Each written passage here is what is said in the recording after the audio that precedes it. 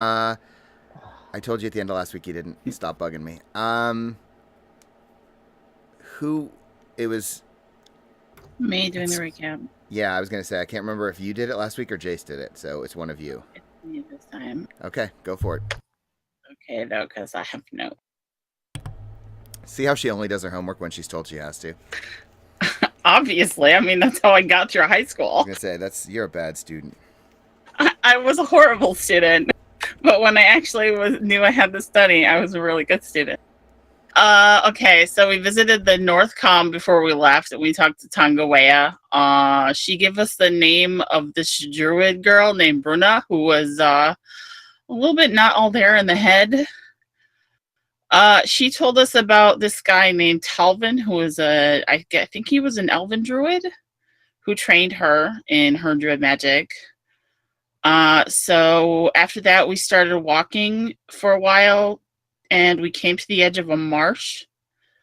It was really gross, unpleasant walking conditions all freaking day. It took a while to find dry land, and we got attacked before we could do a long rest by whites, also called gray walkers. We kicked their asses and then took a long rest. But during the night, we saw several weird flying creatures and then a strange wet woman. And then later we rested. After we rested, we decided to head to the temple that Mr. Sprinkles had seen.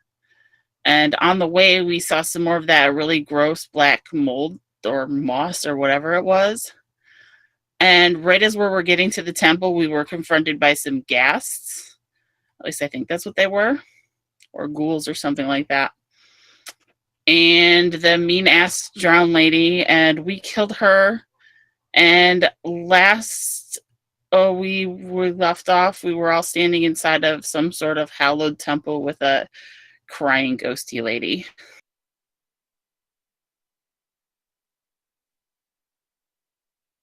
And that's what happened. Wow. Okay. Did anything get left out that anyone feels is relevant, necessary to catching us up? The crying ghosts were sisters. Well, the crying ghost and the ghost we killed. Yeah, the wet tart was her sister. Okay. Anyone else? Anything else that is seems relevant? I have no spell slots. Tongawa was in the South Com, not the North Com. Also true.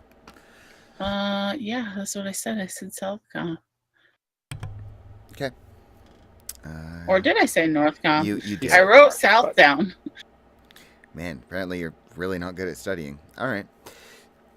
I'm really good at studying if the material. I don't know why I said North, to be honest. I literally have it written down as South. That is okay. I will forgive you this one time. Cool. So, yeah, you guys have made it onto what one might describe as sacred ground. There might be another better word for that. And yeah, there's this. You've crossed over from some part of the marsh of the Shade Murk, as it's known, into this, as Gwen correctly described. This weird moldy fungus disease rot that seems to be creeping up and growing and developing throughout the Shade Murk into this kind of holy clean section, this sort of circle that surrounds what appears to have been a church at one point, made of stone, and there is in fact a woman who does appear to be I think Gwen said a ghost. She does appear translucent, and she was beckoning you forth, and you have all crossed over into the light, as it were, in the Shade Murk. So you're all basically. I'm envisioning this as you're all outside of the church, just kind of on the cusp, on the breach, as it were. And what do you do? You've all just survived. Dala is well. She was almost very nearly killed by that weird wet woman, and I did heal her. You did, but 8. she's still a bit traumatized. Yeah, though. I mean, clearly, like that's some weird shit she just went through. But yeah, she is alive and she will survive. But you do see that she's kind of like putting her hands to her neck to try to feel for like scars or blood or any sort of remnants of of that little nightmare she experienced.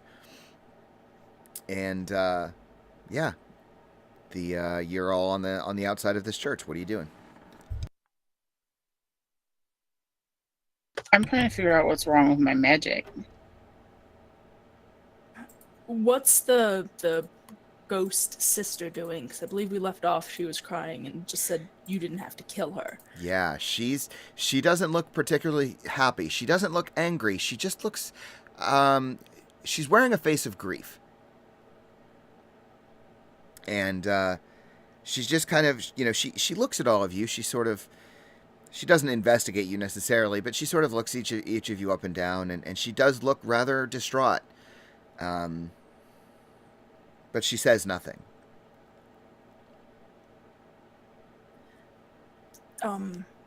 Faith's pretty badly wounded. She did go down once and just kind of... We wouldn't have had to kill her if she hadn't attacked us.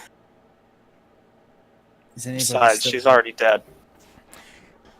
And when you say that, Faith, the woman, she sort of, I don't want to say perks up. She doesn't look happy, but that expression of sadness sort of begins to fade as you say that. She nods slightly. I understand. I don't appreciate violence, but when it is for one's self-defense. And she seems reluctant, but she seems to like acknowledge that, she doesn't like it, but she acknowledges that you had to do what you had to do. I tried to disable her, but I don't think it worked. Remind happened? me how you tried to disable her, Gwen? With hideous laughter. Okay. And she kind of looks at you, Giselle, and she nods. Any attempt made to dissuade a person from such violence is, of course, the correct path to walk. If you did your best, that's all anyone can ask. What happened to her? This seems to be someone you cared about. Was she always like this? No. And there's like a mild look of surprise on her face. No, of course not. She was once blessed, as were we all. Until... And she could, see her body language kind of, her shoulders slump, and she looks again sad. Come, you'll want to dry off. And she sort of turns and begins to walk into the church. And there's no door, and I did describe, this place is, ruined is not the right word for it necessarily. That's what Giselle's bird might have used to describe it. It's made of stone, the stone is gray. But again, it's very clean here inside this sacred ground. There are some places where the walls look kind of weak. There are no doors on the front of the church. You see that there's maybe some tiles that have fallen off the roof. And as you begin to enter the church, you see that there appears to be like almost strangely colored light that is coming into the church as you walk in. And you see the space open up. There are no pews in here. It's more of just the gray stone ground. Is it overgrown at all on the outside? It's not, actually. And you walk in, and in the center there appears to be a raised pool, basically. And as you walk in, you see that there is the only thing that's overgrown in here is that there is a tree that has grown out of this pool in the center. And the pool is not distressed. It's not in the floor. It actually raises slightly above it. And there is if you're familiar, if you need to Google it, feel free. But there's a weeping willow tree that has bloomed and grown out of this pool. And the pool is it's not huge. It's I don't know, let's say 15 feet from one side to the other, not in radius. It's a decent size. And you see this large tree that is growing out of the pool. What is this place? Well, it was a temple. Forgive me, my manners are... And you see her kind of blink like she's trying to remember something. They're long forgotten. I am... And like you see her eyes again searching. I am Sister Aoife. And this temple was dedicated to... There's again a pause. Like you see her head shake a little bit. The goddess of the singing waters. She just kind of like nods in acknowledging that she, what she said, she believes to be correct. Like the memory came back fully to her for a moment. You don't seem all that sure. Time is difficult. Ever since the event, she kind of shrugs. This place seems to sustain me, but not very well, it seems. And she looks kind of downtrodden as she says it. I will spell it out. This is an old Irish name, so it is pronounced. I'll spell the pronunciation first. It's kind of like Aoife, but it's spelled like this.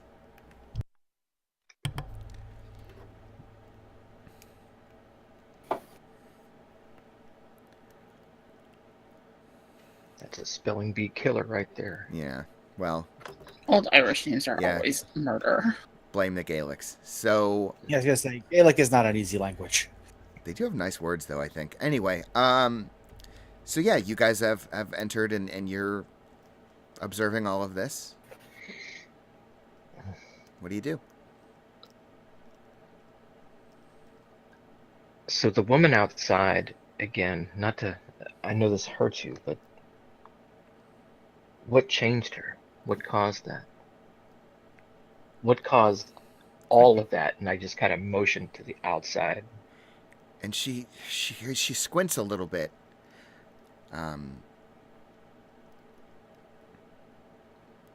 She looks at you and almost tilts her head like a confused animal.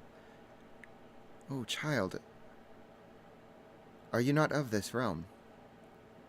Of this world? We've heard stories of the what's transpired, but we're from a city called Bastion, and we've lived there our whole lives. And only a few weeks ago have we been out here traveling. We're trying to learn what's happened to the world, Oh. and if there's any way to fix it. And like when you say specifically fix it, there is for lack of a better word, there's a splay of emotions across her face. She at once looks entirely devastated and then hopeful and then almost immediately distraught again.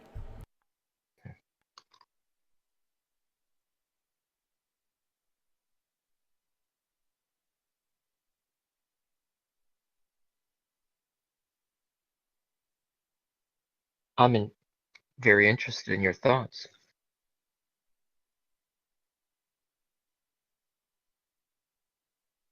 Did I misspeak? I was muted. Oh. She did you hear that whole part about her? I don't know when I muted myself. Display of emotions, Yeah, she distraught, and then right, right exactly. Yeah, Right. and then she has this appearance of like gentle sadness that washes over her. She says, "Oh, child, I'm sorry. As I said, time is challenging. Would you all like to sit and rest? I can do my best to explain. I'm never much of a historian, though." Well, we appreciate the hospitality. Thank you. Of course. And as I'm assuming, like, what is everyone else doing while Gabriel is beginning to have this conversation with her? Looting the place. You said there was a fountain, right? It's not a fountain. It's a pool. It is. Pool. It's like a raised pool, There's and some it's sort of water in the room, though. in the pool. Yes. Can I go over and scoop a handful out? You can, and as you actually approach the pool, you see this massive, weeping willow growing out, and it's quite large. The leaves are beautiful and green. It looks like perfectly in bloom. And the water is as clean as you've probably ever seen. There's no dirt. It's all pure, clear, and it is completely still.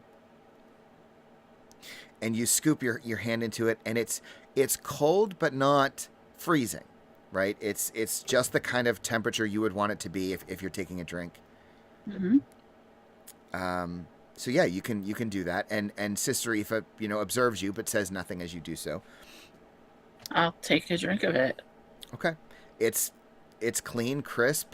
It tastes quite good for water. Nice. What is everyone else doing? Keeping my back to a wall and watching the obviously dead thing because Yinkin is a farmer and this is freaking him the fuck out. Interesting. Okay. Faith? We were told this is the goddess of the singing waters. That's what so I she think said, yes. Yeah, Faith is kind of looking around the room to try and figure out what the singing waters or the goddess, like some kind of touchstone, like what that is, who it is, what they're all about. So as you're looking around the room, Faith, one of the things you observe is that the strange light that is kind of emanating in the room is coming from a stained glass window. It is quite large on the far end of the church. Some of the panes of stained glass have been broken, or they just appear to be holes, but the most of the stained glass is still in place enough to clearly tell what it is representing, which is what looks like a very large waterfall. So the stained glass you see at the top is the crest of the waterfall, and it pours down over. And at the very bottom of the window of the stained glass is where you see it kind of crashing in and creating that sort of frothy water.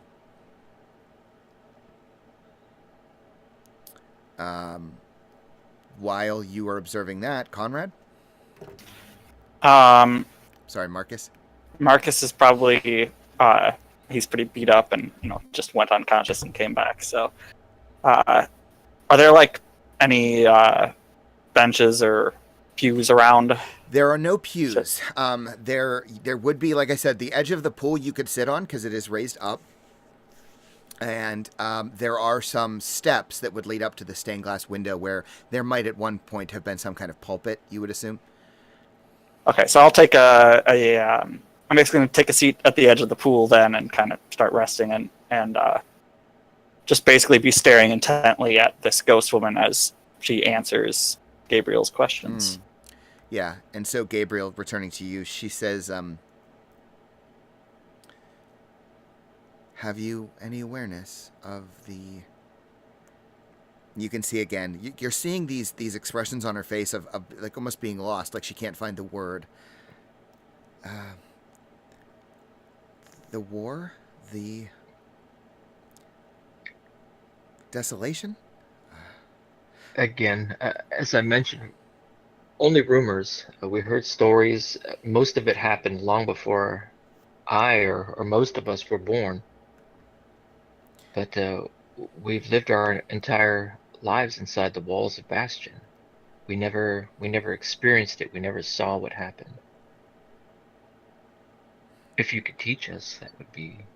And she shrugs. She says, like, again, she just this overwhelming expression of just like pity and but also like sort of joy in a weird way.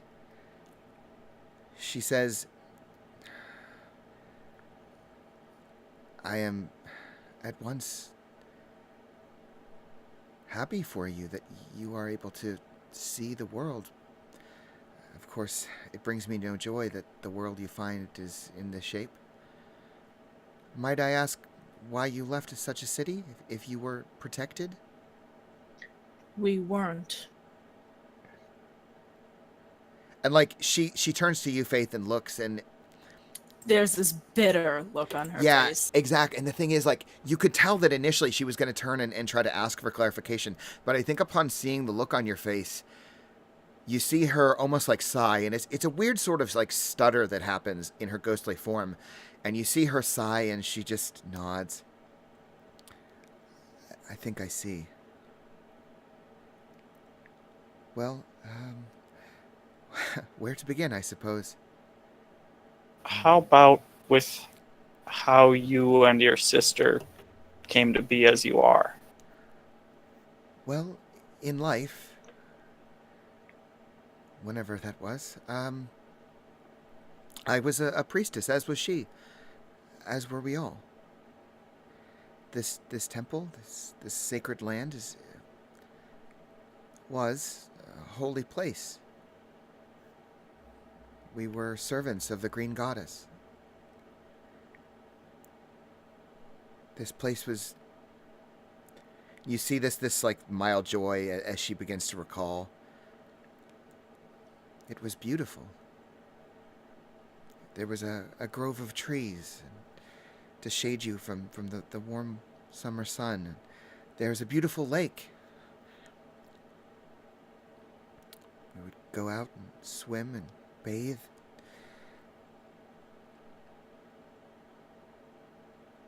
It was quiet, peaceful.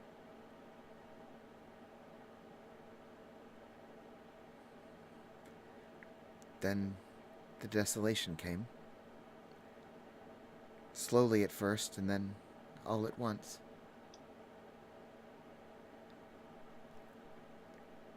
Our goddess told us to have no fear, that such things were inevitable and would pass. As they do, she took her place. She stood her ground as she did, and like you see her begin to well up like she wants to cry. And apparently she failed. I was here when it hit. I still don't fully understand what it was. I seem to have been protected, as though the Mother of the Waters saved me. She gave me protection when I needed it most. Unfortunately, not all were so lucky. As you saw, some of my sisters, brothers, they were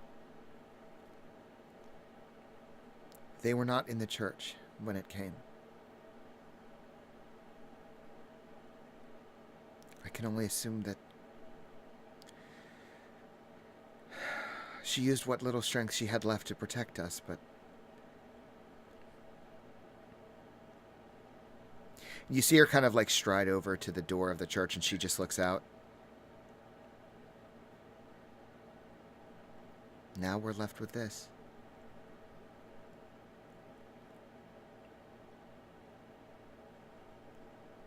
Have you been here ever since? Have you tried to leave at all?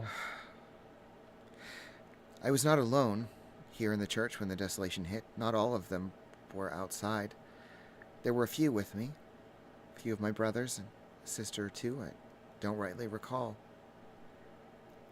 After a spell, they thought it would be safe. The desolation seemed to pass, even though it... She just kind of waves with her arm. It did this to the land. They thought that they would be protected, that their faith would shield them from... She just shrugs. It seems that this is now consecrated ground, and that is not. Upon passing, they began to change and warp. Their spirits were blackened. I'm the only one left. The maiden you killed, or she realizes that might come across as kind of offensive.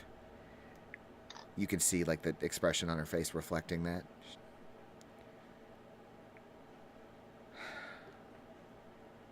She was one of my sisters as well. I'm sorry if I meant no offense. I just thought maybe at some point things would be healed and my sisters could return to me, my brothers. That their spirits would be cleansed of that foulness. I think now that there's no hope left. You see, like, her body language is just brutalized. Like, her shoulders are sagging. She just looks, like, completely broken. And sorry, Giselle, what were you saying? Perhaps helping them move on is your best option at the moment.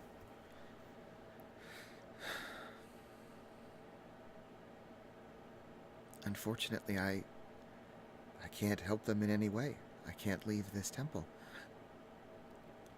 There has to be something that can be done, though. Is there a If the way world- to extend the temple's grounds?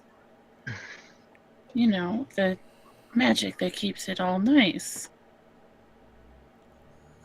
How did you do that? Oh, child. This is not my magic.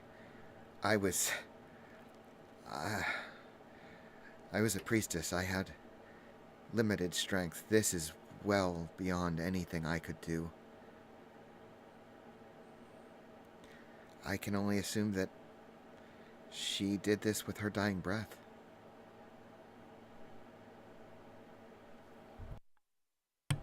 And it continues to hold?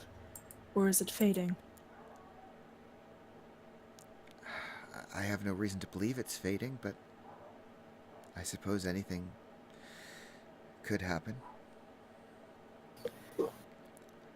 I've just been here in the capacity of the last priestess of the goddess of singing waters. I maintain this place. Not that I can do much in that way, but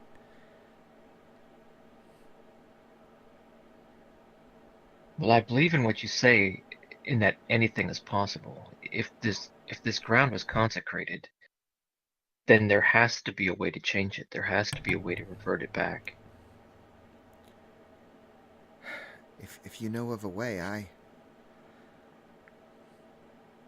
I think you need to maintain your faith. I think that dismissing it would be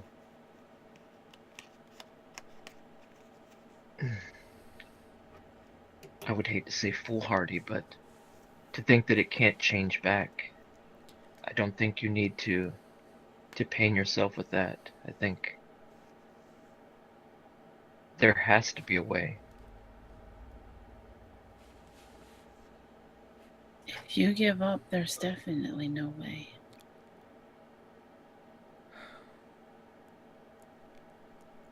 she just looks kind of lost. When did this desolation occur? She kind of shrugs. I have no way of knowing that. I guess question to the DM. Is there any way to kind of figure out if this desolation she speaks of is the same war that we all know of between the two parties? I mean, Considering the it's, destruction of a goddess, theoretically. Yeah, it's kind of, given that information, it's basically safe to assume it's the same event she's referencing. Yeah. So, this might sound stupid, and priestess, if we were just told there's a darkness coming, we all saw that thing in that temple at the Mesa. What if it's coming again? A second round?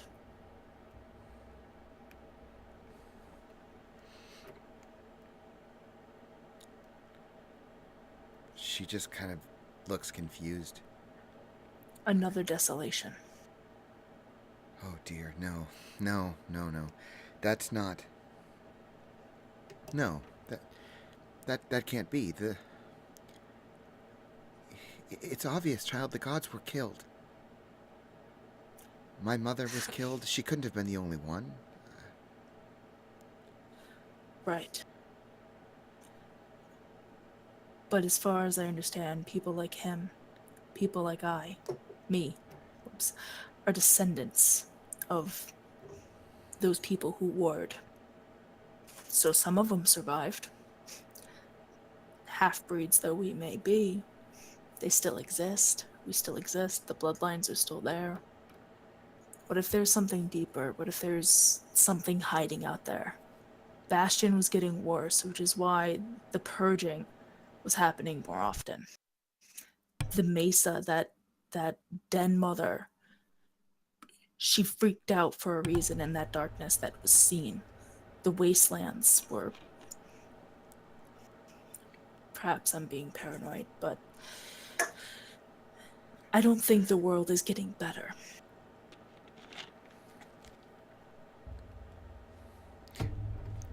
As I've not left this place in some time, I have no personal knowledge of such things. I don't mean to say I doubt you, I don't.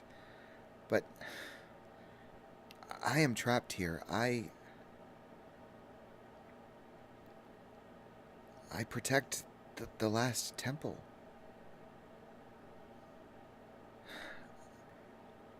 I wish I could help you.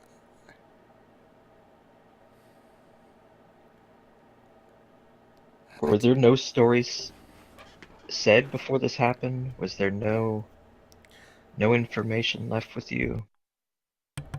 No prophecy? Anything? It happened so quickly. I barely remember it. Have you ever thought about why your god did this to you? What purpose do you still have here?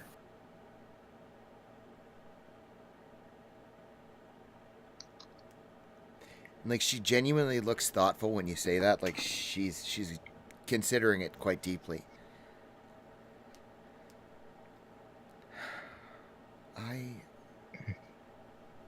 I don't know. I was not her strongest priest.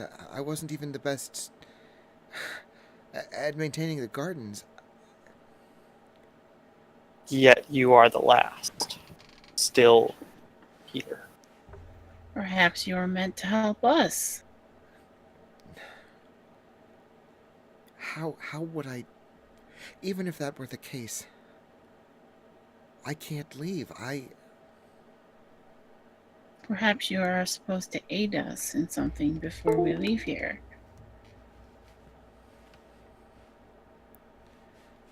I've told you basically what I know. Don't mind her, I think she reads too many books. Oh, yes, there's a lot of knowledge in books. I think what she's saying is that we've obviously been able to travel the land. To my knowledge, we haven't been corrupted. But like So you if- said, there have been others that left Bastion that made it beyond the Mesa. So what makes us so special? Just because we came this way? I don't know. Because we are special. Maybe it's just because we stuck together. All things considered, it looks like a lot of the exiles tend to break up into small groups. My point is, and I kind of gesture to our friend here, if she can't leave, we can. So if there's something we can do, if there's somewhere we can go, perhaps we could do that for her. Perhaps. Not to be... Well, to be the bitch. Why?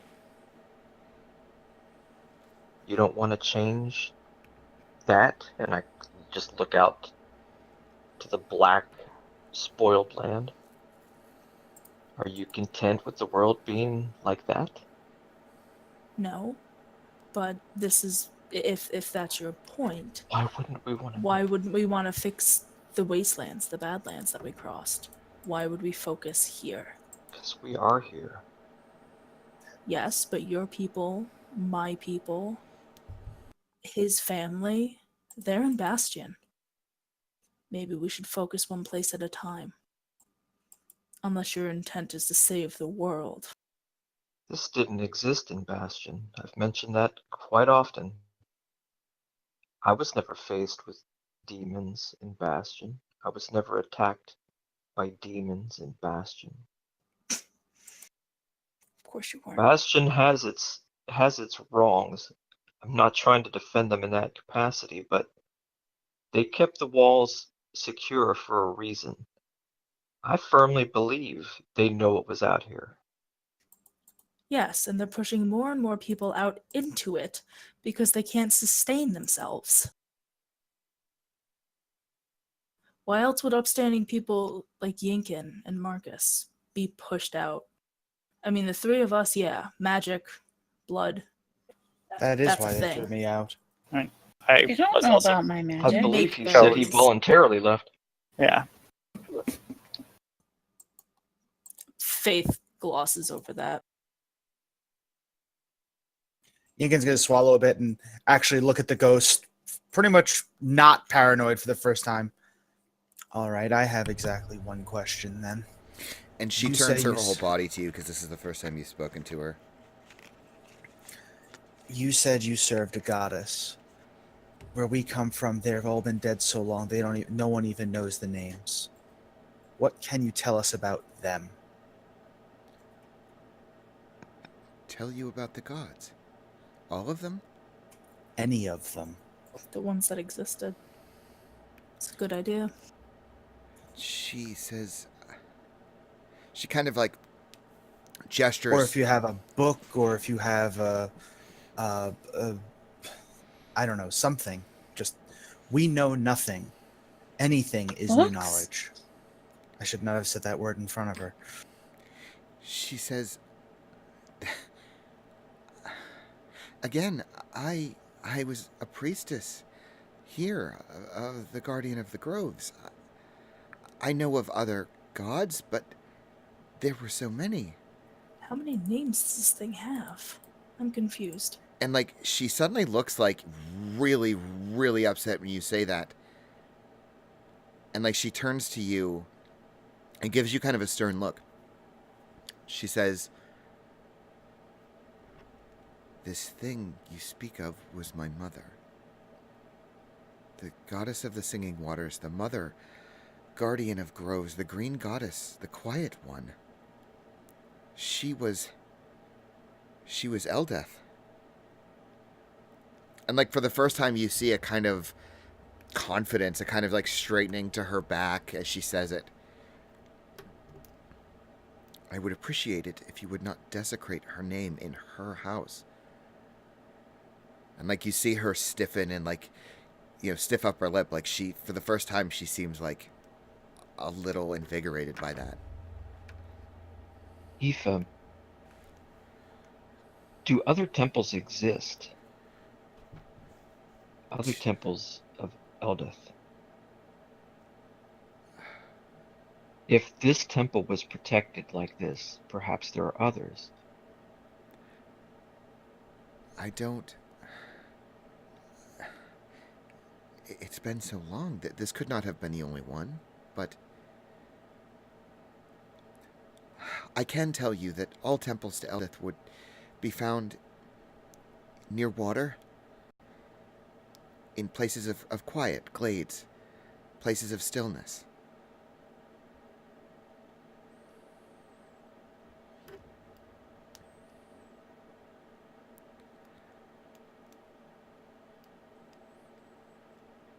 Was anything else left here before the sundering, before the gods went to war?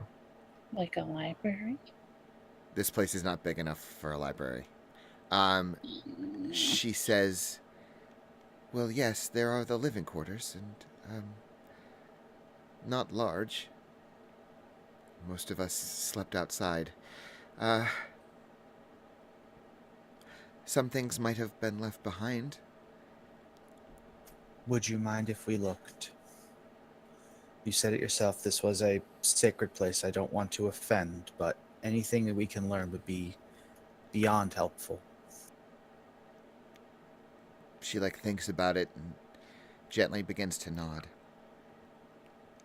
I would ask that you not take anything without permission. But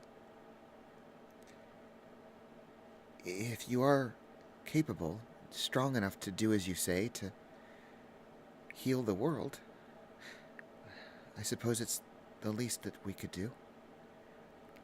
And she kind of beckons. Behind the pool, near the stairs, you see that there's kind of a doorway. And again, there's really no door there anymore. That leads down some stairs down what presumably is downstairs.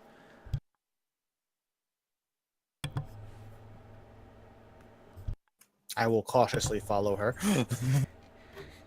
Yeah. Okay. So it's dark down here. Immediately, there's almost no light.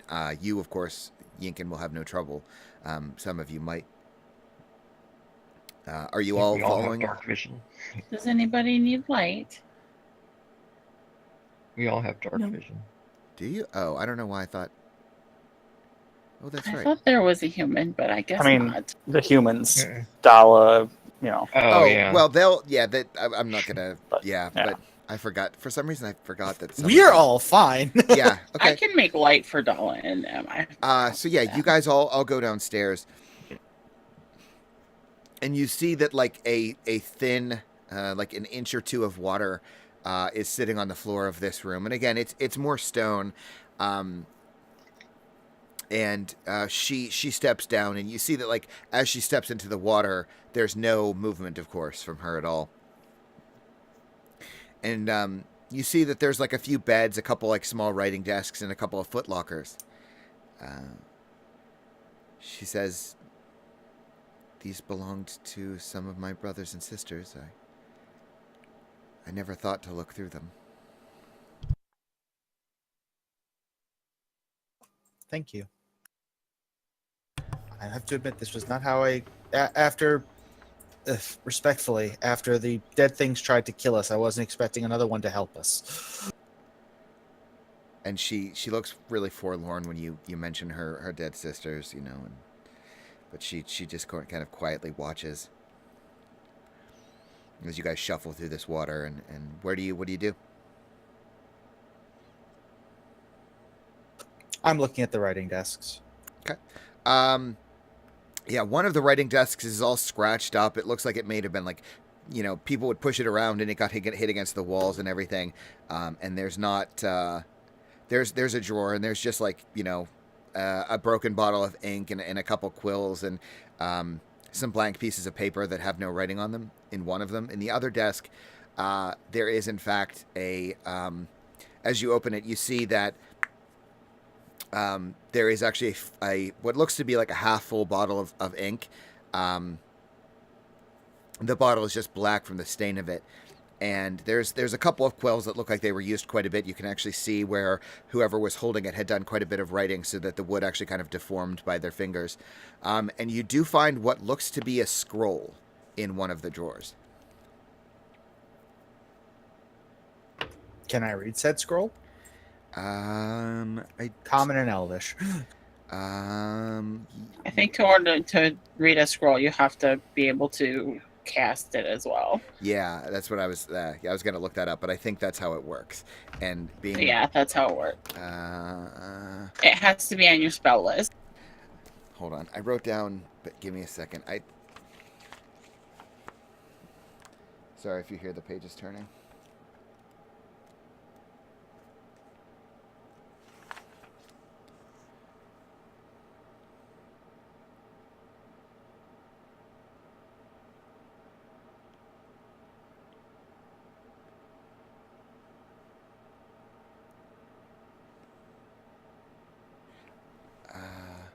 Why don't you, Yinkin, roll me a d4?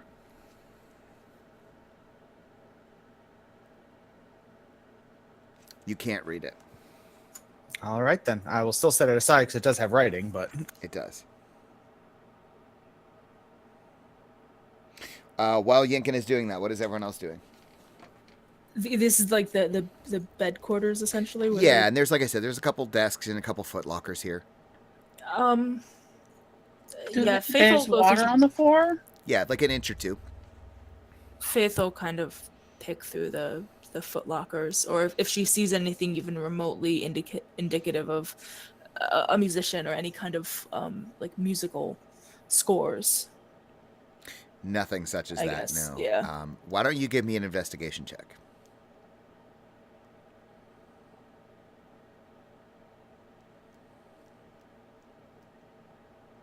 Nope. Okay. At one of the foot lockers, you find in it a kind of like small, a small bag made of like leather, and it's tied around the top. It feels, it like lifting it. It almost feels like the only thing you're picking up is the bag. It is not a bag of holding. Before you ask, it's smaller than that. It's just like a little. I don't want to say the word, but it's kind of like a small sack. And if I reach into it, anything happen? Yeah, Anything it just inside? it feels kind of like granular, small, like maybe a little gritty. That's the wrong book. Are there nuts in it? Is it a nut sack? God damn it! John. I hate all of you. I didn't do it this time. I was gonna say, what did I do? Let me see. Let me see if there's a better description I can give you. Yeah, it has it Bag kind of full has the of feel dust. of like fine sand. Pick it up and kind of run it through my fingers and try to blow it out from underneath my nails. Okay. Yeah, you don't know what it is yet. Set it aside. Not interested in it. What is everyone else doing? Are there any kind of like shelves or wardrobes or any other kind of like containers? Yeah, there would maybe be like one or two small, but they're very small. They're like wardrobes, but yeah, not huge by any stretch. Just enough for like a few pieces of clothing, just extra clothing, whatever. All right. I'll look through that. Okay. Investigation. Okay. Roll me a D4. Okay. Okay. Well, As let's roll you're D4. you're kind of digging through the clothing and you're moving things around, you come upon as you see there's a couple very old tattered pieces of clothing, you know, like some robes here and there. You knock something over and you see it kind of like fall out of the wardrobe, and it hits the water with a small splash, and it appears to be a ring. Ooh. I'm gonna pick it up. It's small. It appears to be just made of either a very simple metal or maybe like a fairly patterned wood. It's kind of hard to tell. And it has what looks like all around it kind of abstracted symbols of what look like animals. Ooh, this is pretty. No jewel, like no. Yeah. Oh shit. No, diamonds, no rocks to speak of, Yeah. but just a very simple ring. Yep. Gabriel or Marcus? I don't know if I would even know what I was looking for, but are there any markings or engravings, anything on the walls, the ceiling? Anything that looks symbolic or, I don't know, maybe something religious in nature?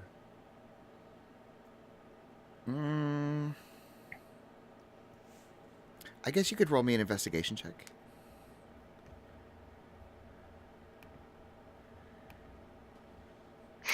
Yeah, not really. It seems to be a very plain room. Um, it's as I described. It's like people didn't really want to spend a lot of time in here. Yeah. They were outside. It seems to be a fairly common theme with this place. Marcus. Um, and I guess I'm just watching people look around at things. Uh, I would like to take a look at that scroll that Yinkin set aside. Okay. Sorry, do you need my other book to see if? Well, let me see if the SRD appears to be working. So let's see if it'll work today.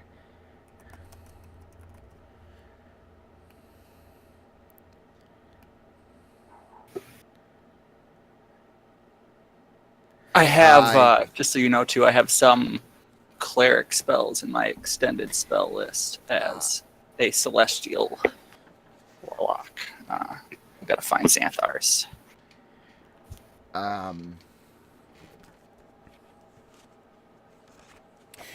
Excuse me. Sorry, you're looking at the scroll Yinkin found, right? Yeah. Okay. You are because you are it is on one of your lists. You are able to read it. Um, this might be a spell you already know, though. It looks like a scroll of minor illusion. Oh. Cool.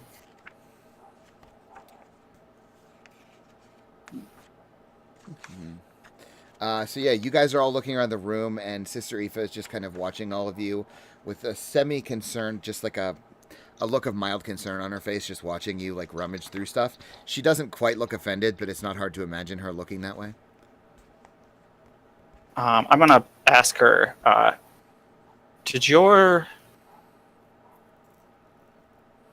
god or brothers or sisters have use for illusion magic?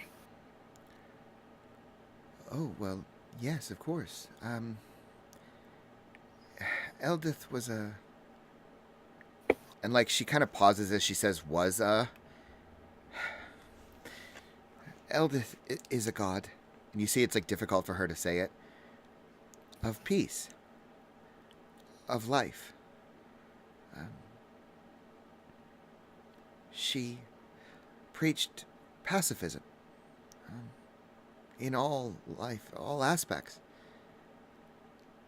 Anything that could help pacify others was considered blessed by her. Illusion magic was sometimes helpful in that way.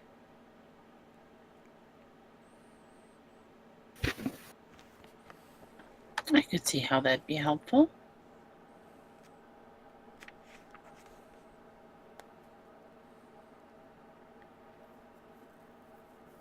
Okay, so what else are you guys doing? Anything down here? Aoife, Yes, child. do you mind if I keep this ring? She kind of just shrugs. Doesn't look particularly valuable, but it's quite cute. I have no real use for it. Kind of shrugs. I see no reason why not. Thank you. She nods.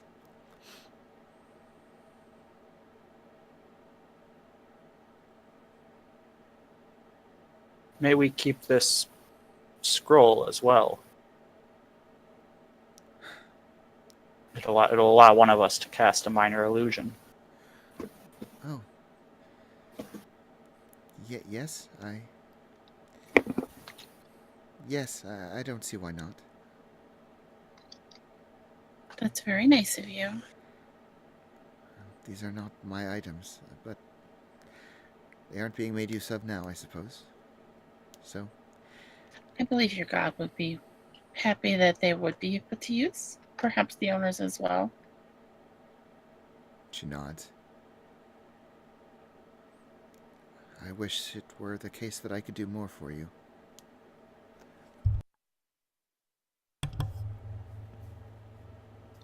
Priestess. Yes. We were told there were elves through this murk. Do you know anything of them? I didn't do much traveling in life. There was a forest to the southeast, I remember. Do you know about how long travel? Shakes her head. A few days? A week? I'm sorry. Oh, I hope it's not a week.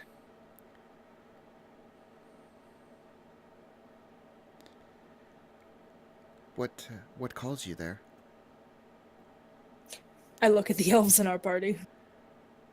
Curiosity.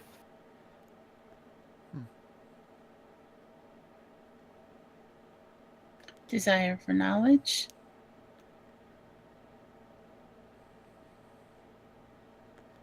Well, Something I feel like we sorely need. you're welcome to rest here, should you need it. Seems that you've had a tiresome time traveling. I understand if you'd rather not sleep in the water, though.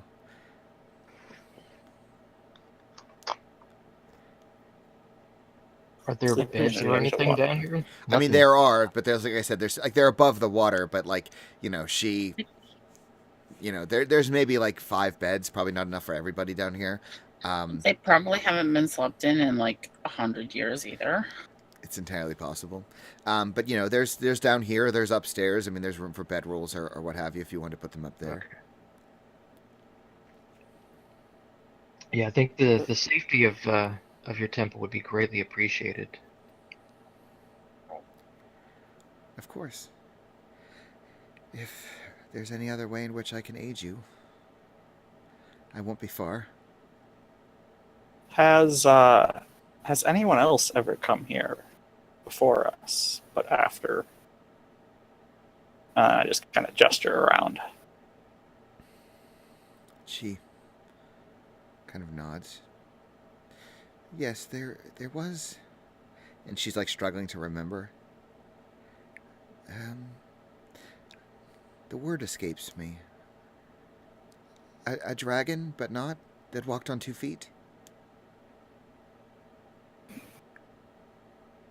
I can't say how long Didn't they ago mention that. those in the Mesa They too? did. Yes, they did. Second time we've heard of.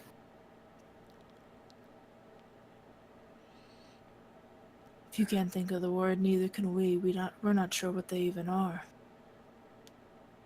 She seemed quite pleasant. Older.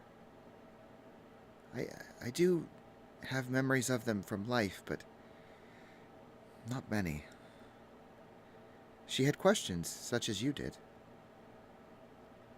What kind of questions do you remember? Questions about the land? About... I believe the word you used was the sundering? She seemed, academic type. Not many questions about the gods, though.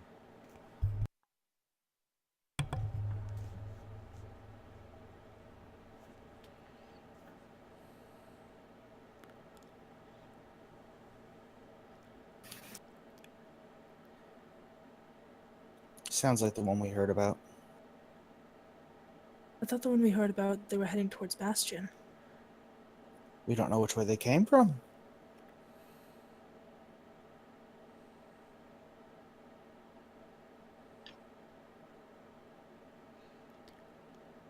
Well, we all need some rest. And this is the best we're going to get unless anybody wants to go out with their rights. Whites, whatever. The Grey Walkers? Those.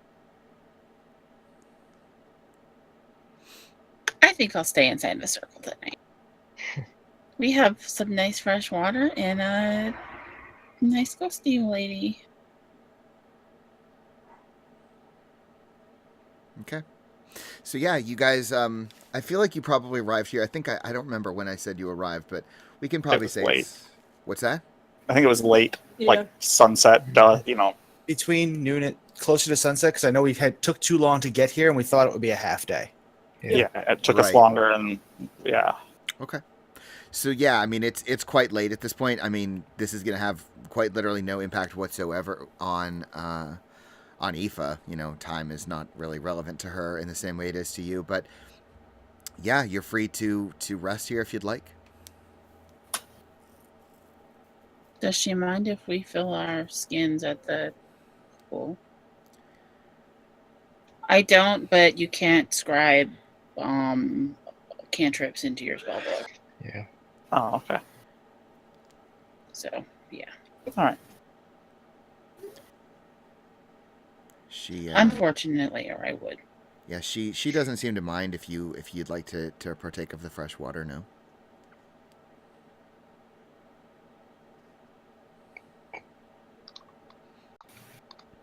Yeah. So is that what you guys are doing? Going for a long rest? I'm going to fiddle around with my magic. I'm gonna try casting some of my spells because I'm pretty sure I didn't cast enough magic to tap me out. So she's gonna try casting magic missile. At what? She'll walk out of the temple and try casting it at the ground if she has to. I was gonna say you probably don't want Yeah, to. she's not gonna do it in the temple. No, she'll just like At the walk out of the tree. temple and be like, Okay. Did you had a spell slot left? "I don't have a spell slot left." So yeah, when you go out to try to cast magic missile, you go, you stand outside, and the sun is almost fully set. You're probably seeing silhouettes of shadows moving out in the marsh. You're hearing weird, choking, ugly moaning sounds coming from the darkness, and you hold your wand out and you begin to cast. And at first, like, nothing happens. You're just holding your hand out and trying to focus your will, and then almost abruptly, one magic missile explodes out of your wand, splashes into the water, splashes water out into the darkness. That's not right. Why is there only one? And she'll try and do it again. Yeah, and again, you're trying to focus your will, and nothing happens. Well, fuck. She's gonna go back into the temple and sit down next to the pool. Okay. Getting a little upset. Mm-hmm. Okay. So, yeah, does anyone else do anything before a long rest? Before going to sleep, I think I'd like to approach Marcus.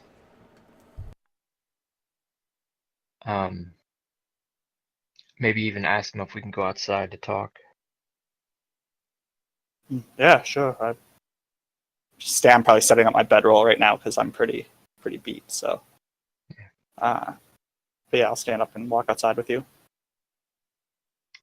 And I kind of try to get us away from the temple as much as possible without leaving the grounds, obviously.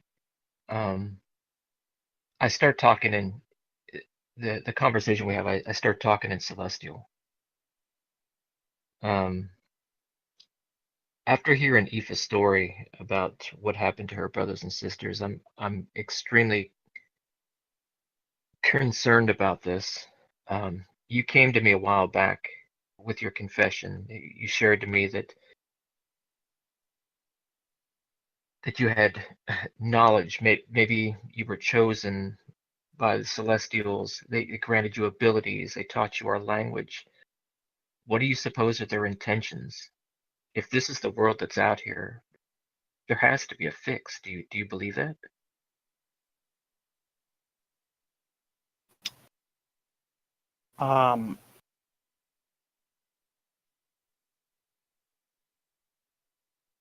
I'd like to, but my arrangement still not very clear to me.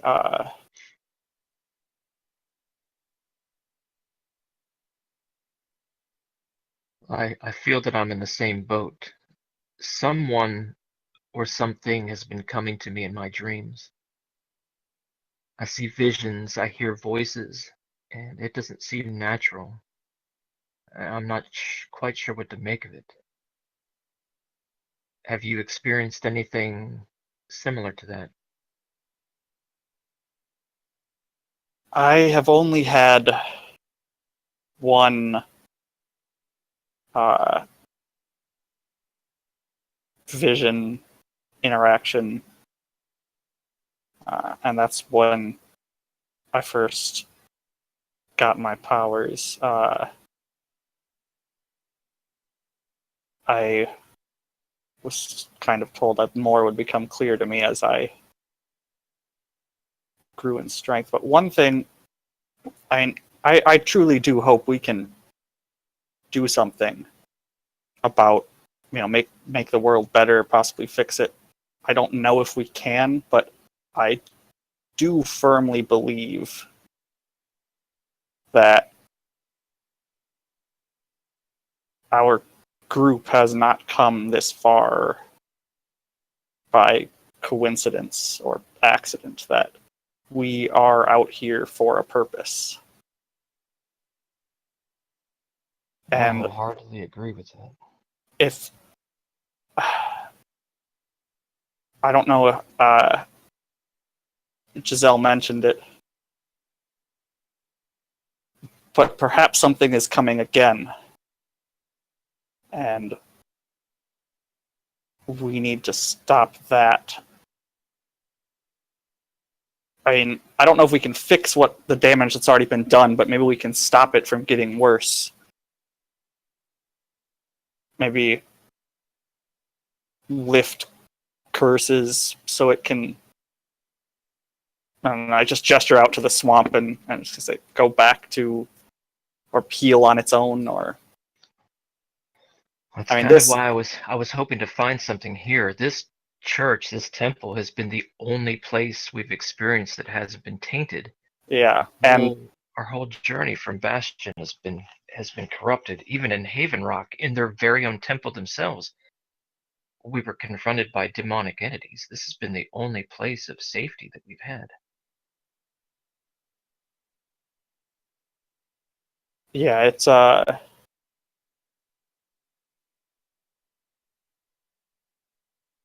it very much reinforces that. And I just kind of look down the line that the land, whatever has happened to the land, is, or was and is still unnatural. This type of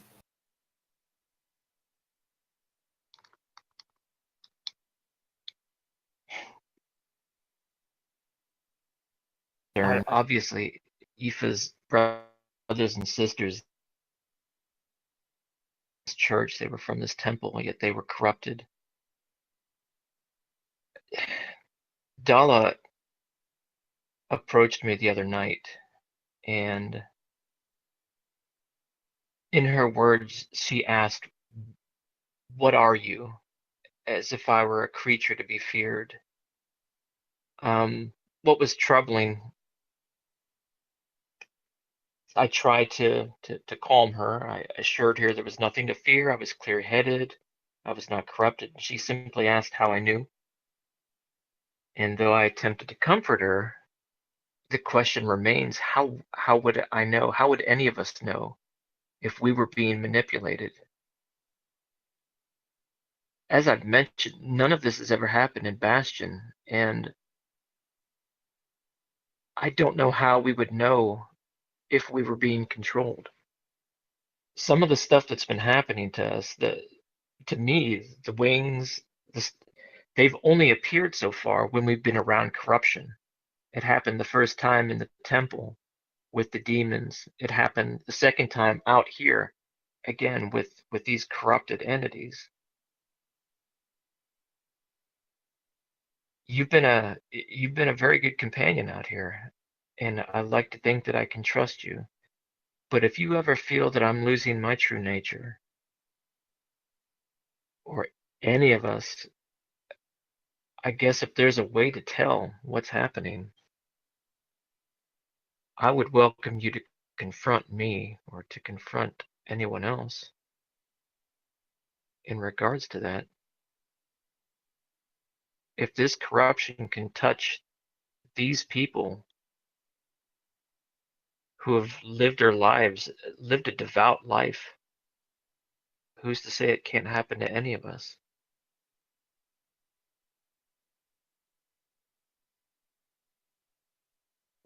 What do you think is happening to Giselle? I don't know. I think something happened to her in the temple. I don't know what though. I mean, I have some basic medical, training, and she doesn't look ill at all. She's not showing any signs of disease, or so maybe it's something magical. God knows there's enough of that out here. But as far as your wings and your doubts,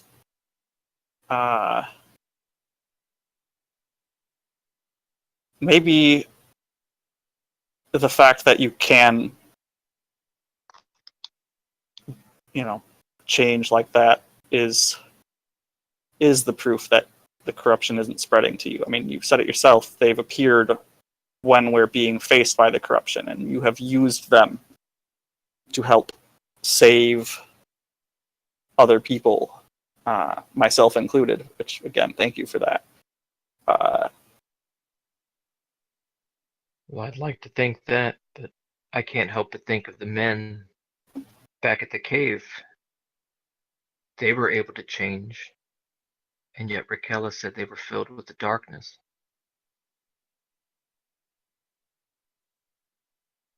What if that's happening to me? What if that's how it took them over? At first they thought they were doing good, and then it changed.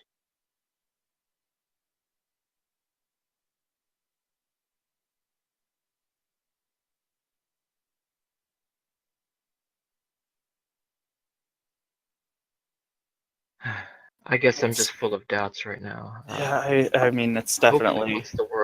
Hopefully once we're able to find something, some semblance of a way to fix things, or a way, as you said, if it's returning, some way to stop it, I could lose my doubts. And that's the other reason I wanted to go to the elves first, is because they're so long-lived. Mhm. I'm hoping we can find better answers than we can anywhere else. Whether or not they'll be willing to give them, we might find ourselves being stonewalled whenever we ask questions. I don't know. That happened to me a lot as a kid. So,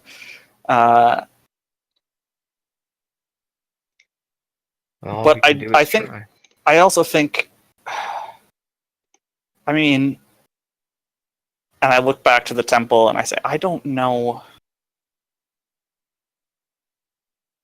whether or not to think that woman in there was saved or cursed, because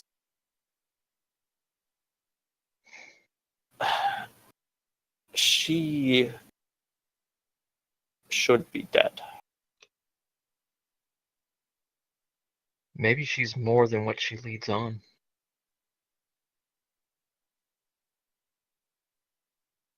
I mean, for a haven like this to exist, Maybe. surrounded by this corruption, there has to be something powerful here, something strong. She fears that the gods have died, but I think this place is proof that they aren't.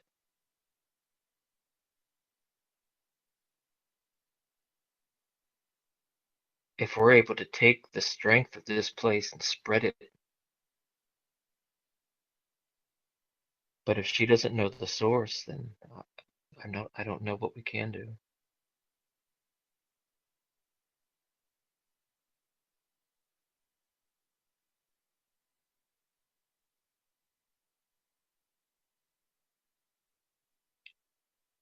Maybe we should just sleep on it.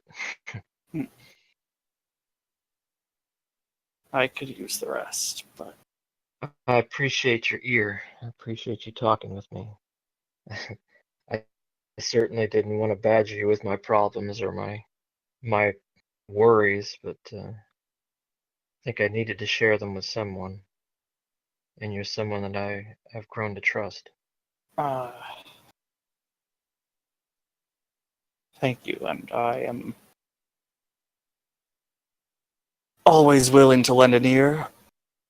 You've proved a trustworthy companion yourself.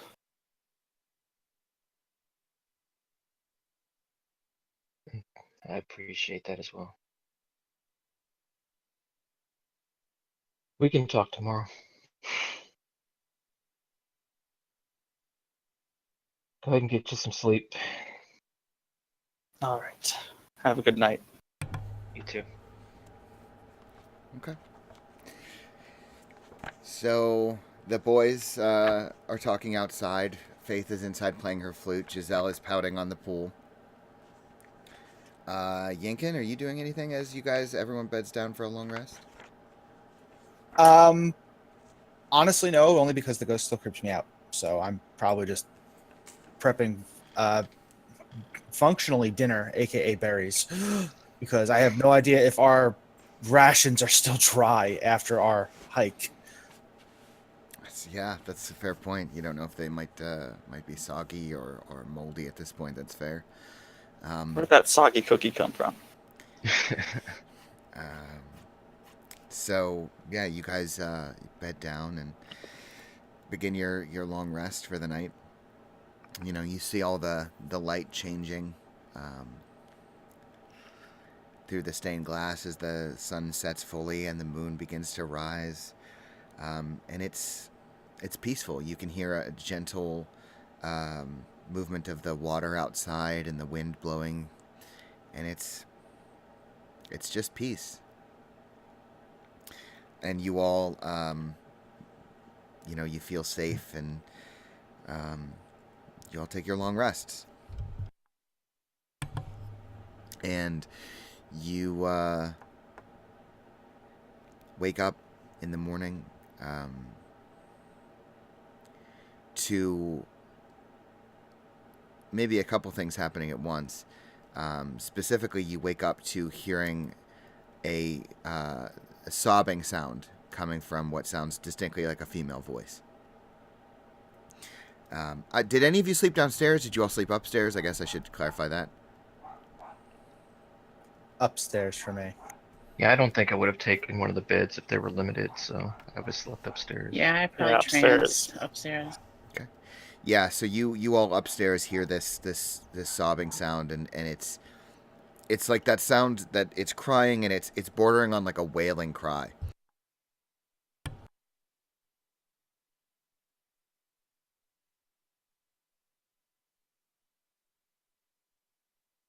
Jalen? Is it the Eva? I was muted. For how long, I don't know. What was the last thing you heard me say? We hear a wailing cry. Right, and yeah, you all benefit from a long rest. Not all of us. Exactly. But most of you get your hit points back and your spells back. And yeah, you do wake up to Aoife, as the sun is rising, and it's this beautiful light streaming through the stained glass window onto the tree in the pool. You see that the water in the pool is gone. And the tree appears to be slumping slightly. The leaves are dragging down further than they were. The bark of the tree appears to be in a slightly different shade. It looks a little what's the word? Less. I'm thinking in like Photoshop terms. Wilted. Yes, slightly, but the bark is, it's graying a little bit. It's like a less saturated brown. Desaturated. Exactly. Yeah, that's what I was thinking. Yeah. I don't know if everyone understands the reference though, but yeah. So it just looks a little weaker. It's drooping a bit more, and all the water in the pool is gone. And you see that Aoife is just looking at this and just weeping, just sobbing, almost uncontrollably. And you guys all wake to this. What do you do? What happened, Aoife? I don't know. I was moving about. I didn't see it happen. And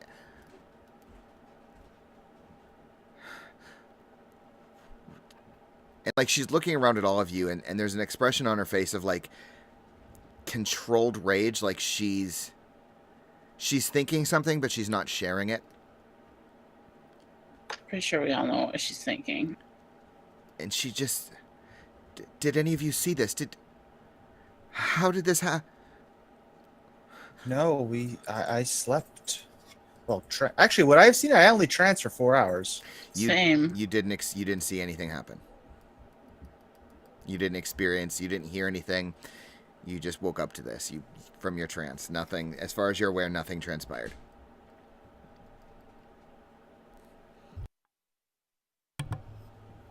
I didn't see anything, but does it just need fresh water? I can make water. I don't know. This has never happened. And she's kind of stepped back from the pool, and because she's just observing, and she kind of walks up to the pool, and she puts her hands basically on the edge of the pool and is looking in. And like you see from wherever you're sitting or wherever you've just been roused from sleep, and her head kind of cocks to the side a little bit, and she kind of blinks.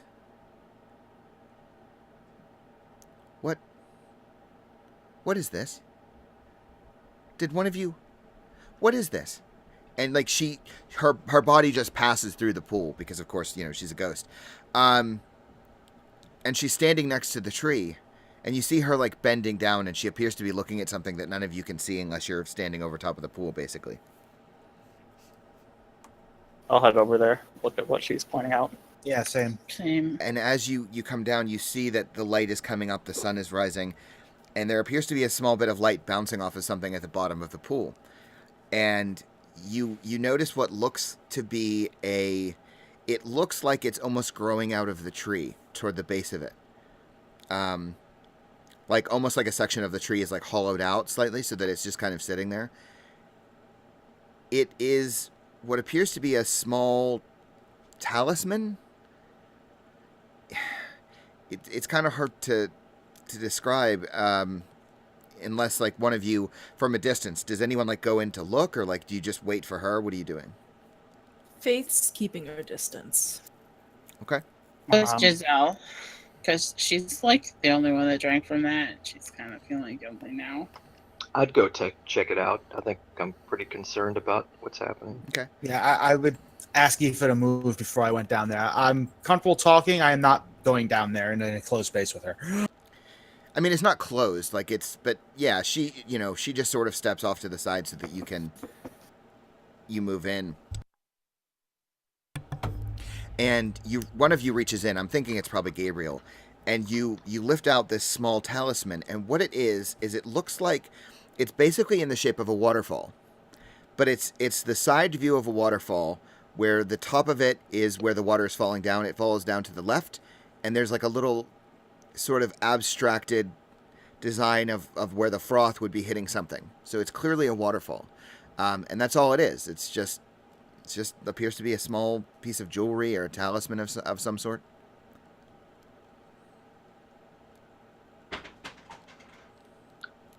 I just look at Aoife. What is this? What? That Looks is like a waterfall. That is her symbol, of course. And she like gestures to the stained glass, like obviously, I've not. And like she looks confused and worried. And then she kind of blinks a little bit. I do recall hearing such a thing, but I never saw one with my own eyes. Only the strongest of us, the higher orders of priests and druids, they... What is it, other than her symbol? It's, they call it a periapt.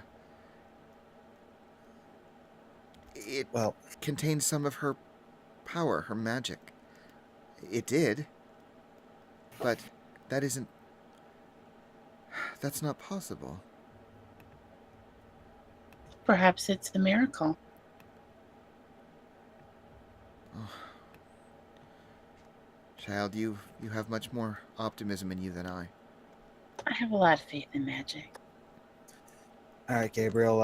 Pull out of there. At very least, I'm going to get the tree watered. That's something I understand. So, you're gonna actually like cast a spell, Yankin? Yeah, I'm going to use create and destroy water and refill the pool. Okay. Yeah, and you refill. You cast your... What does it look like, I guess, when you cast the spell to refill the pool? Well, normally it's just it fills a container, but in this case, the pool is the container. So I'd imagine water just starts flowing up from the bottom. Okay. Yeah. So suddenly you know... Oh, that's not how the spell is. Or maybe pouring in from the top, all things considered. I really don't picture... Yeah, more like a little rain cloud. Beep, boop.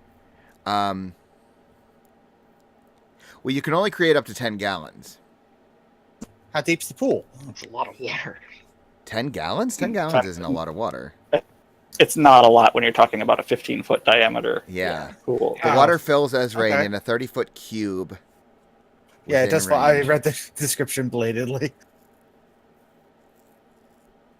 So, But it's still better than no. I mean, you might get like an inch of water. right, yeah, inch it or might two be of at water most on the like an bottom, inch, but maybe 2. Yeah, exactly. But you cast this spell and suddenly some water sort of begins to, as rain, pour, Yeah, rains down. Essentially, a into the pool. little storm cloud appears around the tree of the trunk of the tree, starts raining into the pool. And as it does, it's really odd. The rain hits down into the pool and begins to very, very slowly fill it. But as it's hitting, the water becomes perfectly still. There's no waves, you don't see. It just hits the pool and stops.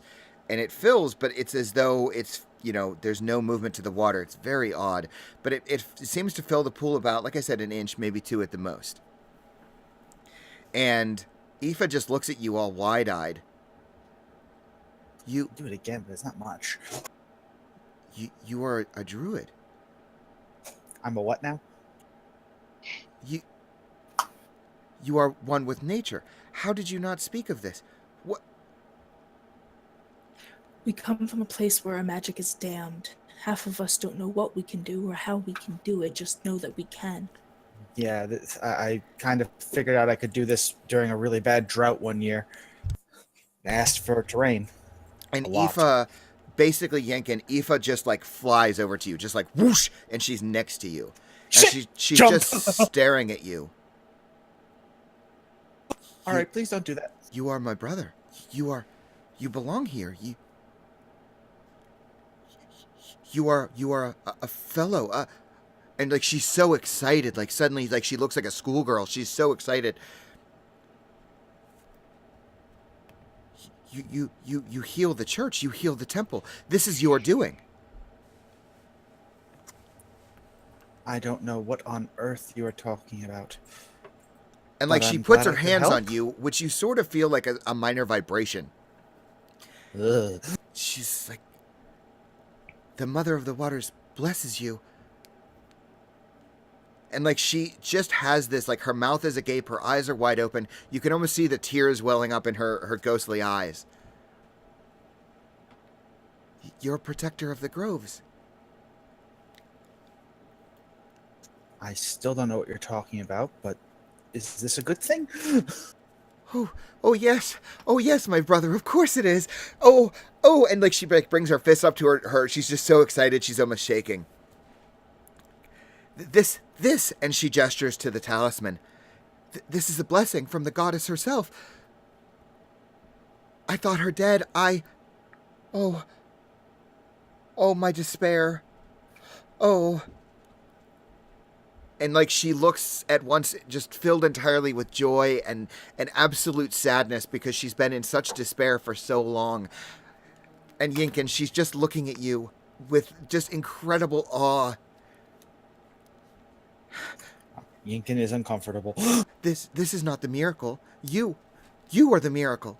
You bring life and peace. You bring stillness. I bring berries. But, actually, you can't eat them. But they did sustain our life through those badlands. Of course you protected your friends and brought peace to them. And oh. And she suddenly something occurs to her, Yinkin. Like you can see clearly, and she's face to face with you. She's standing basically on top of you. You see her face, this expression just change into this sudden bliss.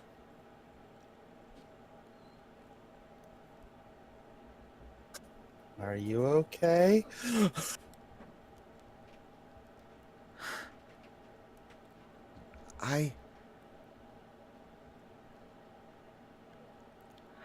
I'm no longer guardian of she of the blessed waters, of the singing waters, the guardian of the groves.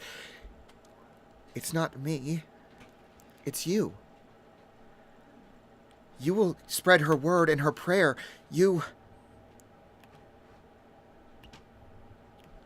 I know neither of those things. Not yet. But in time you will. You're freaking me out more than a little.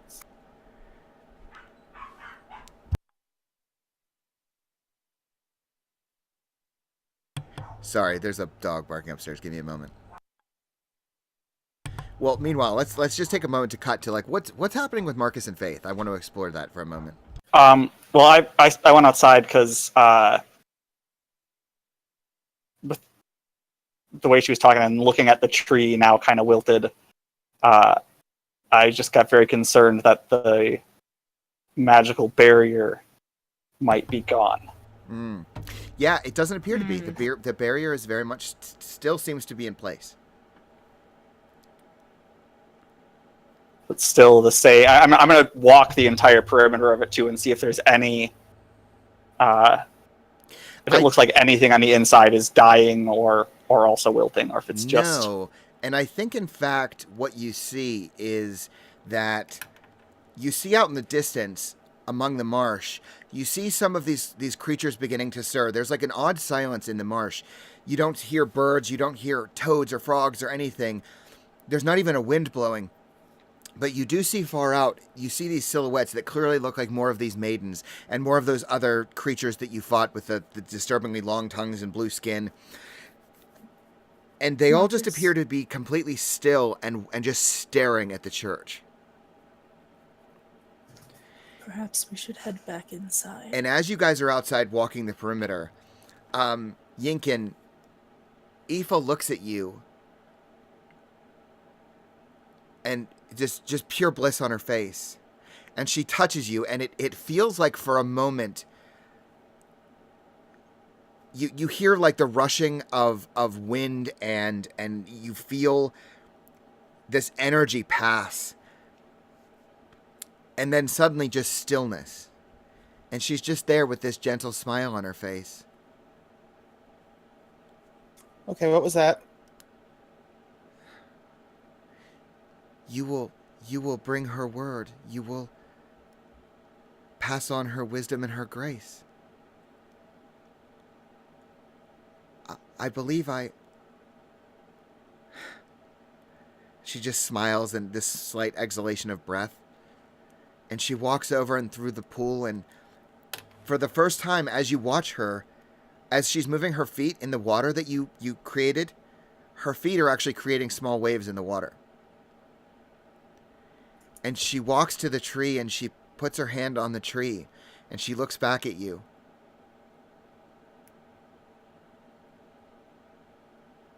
Peace, brother. Peace. And then it's like she's gone. She just disappears. Did And the there's things just outside disappear too? there's just a moment where stillness. And then you see the water begin to rise in the pool. And it begins to pour over the pool. And it begins to floor the church. It's not flooding, but it begins to pour out, and it finds its way into the cracks of the stone, and it begins to worm its way out, and it moves outside. It's seemingly finding holes in the walls all around the church. And those of you inside, you watch as the tree suddenly, almost just abruptly, is whole again. Its leaves are pulled up. Its bark is restored to this beautiful lush brown. And as the water hits outside, Marcus and Faith, I need you two to make me a dexterity saving throw. Shit.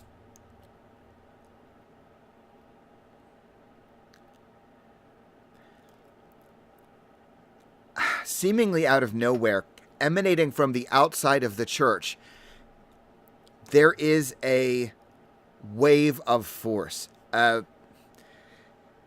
It feels like the strongest wind. It is brief but powerful. Both of you are instantly knocked into the water. Faith, I wouldn't say scream, but like just that yelp of surprise probably echoes, and if there are birds, they scatter. Well, so not only does that happen, but you watch as you're falling, you hit the water. The water, you're soaked through now, and you look around and you see that this wave seems to be passing through that barrier. And as it does so, it's blowing some of that mold away. Not all of it, not all at once. But it 360 degrees around you, it just forces its way out. And as it does so, it passes through the ghasts, who suddenly like shriek and just disperse. There's a few maidens, maybe 3 or 4 of them around the church, and they're all watching, and the wave passes through them. And initially nothing seems to happen. They're just standing there watching. And then suddenly you see the blackness of their hair. It seems like the water is pouring out of them. Their black hair recedes up into different patterns and colors. And for a brief moment, 5 seconds at the most, you see these beautiful young women wearing these light white robes. Each of them has a pendant around their neck that looks like it's in the shape of kind of a waterfall. And they all just look blissful. Some great knowledge has been bestowed on them, or some great peace that they've been longing for. And they all just sort of disperse, much like the gas. Inside the church, the tree is back to full life. The water has stopped pouring out, and it has settled completely still once more. Yinkin, you're left standing there, baffled. That's a good word. Giselle, Mm-hmm. you feel whole in a way that you've not in several days. It's almost indescribable, but you realize now that you're feeling something that has been absent for days. Interesting. She kind of lifts her fingers and just kind of looks at her hands like, please let my magic be back. And once again, the church and the marsh around you is quiet. And Marcus and Faith, from a great distance, you begin to hear birdsong.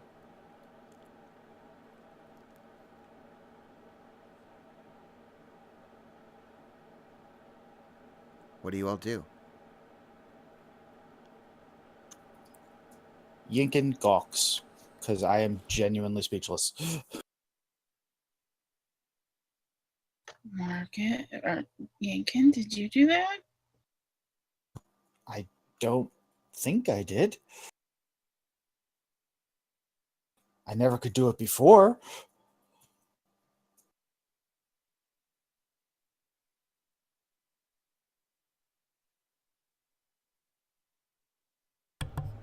Okay. Well, whatever it was awesome.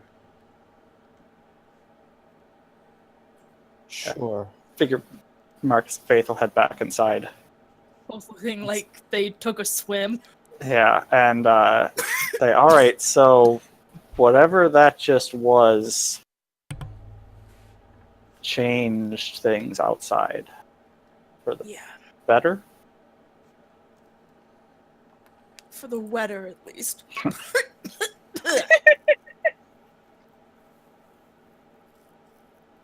That was wow. Well, that's a pretty good sign.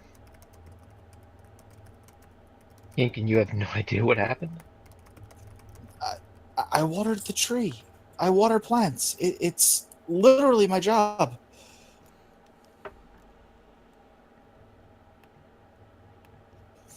But apparently that makes me, whatever she said I was, a brother. I don't quite know how I was adopted, but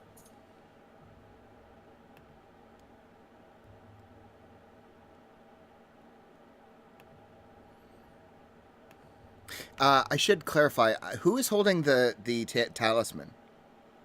Is it Yinkin? I thought Aoife had it, unless she gave it to him. yeah, no, I thought. Gabriel Well, no, picked you're it the up. one who climbed Yeah, down no, there. no, You no. were- Yeah, she didn't. She couldn't hold it. Oh, One of you. It's either Gabriel you or went Yinkin. down there. I feel like it's Gabriel. yeah, I was down inside of it.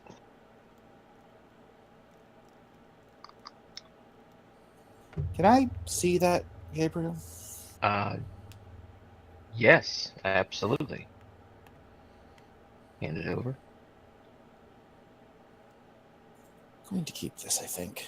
I have the strangest feeling I just got answers. I just didn't know the questions ahead of time.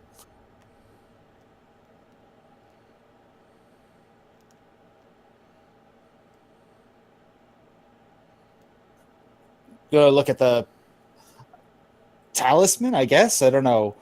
How big are we talking? Are we like fist sized, palm sized? A little bigger than your palm. It wouldn't be terribly difficult to chain it to something or put a rope on it around your neck. Just keep this for now, I think. And I have names. I have something. I'm apparently part of a brotherhood now. So that's new questions I can ask the next time I find somebody.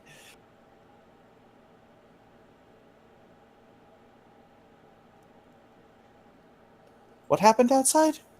I mean, the pool overflowed, which was weird considering it had less than a half inch a second ago. And Marcus and I got knocked over by. Tidal wave, practically. I mean, It wasn't water. It was force, but yeah. still a lot of water too. I guess that was a better feat.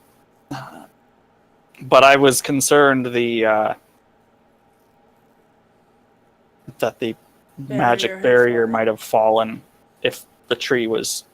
And I look at the tree, which is now fully healed again. I say, "Oh, well, when the tree was sicker looking, all of the there were actually a bunch of those ghost things outside. They seem to be all focused very intently on the temple. But as the whatever it was went out from the temple and passed through them, they changed back to what, and then I look around for Aoife. Well, whatever, wherever she is, what Aoife looked like, and then vanished. Aoife also vanished.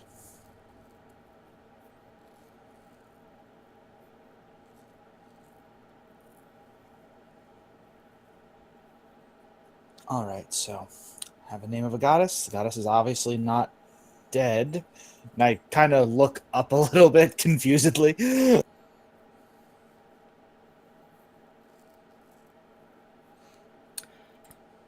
Well, perhaps we should take another look around this place now. If the I'd tree imagine- changed, the water changed.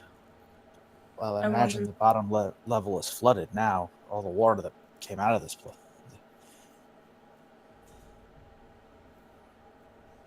Just a thought.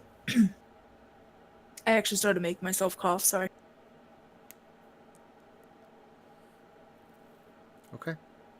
The those blue-tongued creatures, were those still out there after? They were Yeah. they were the first things that you saw that just got wiped out. Okay.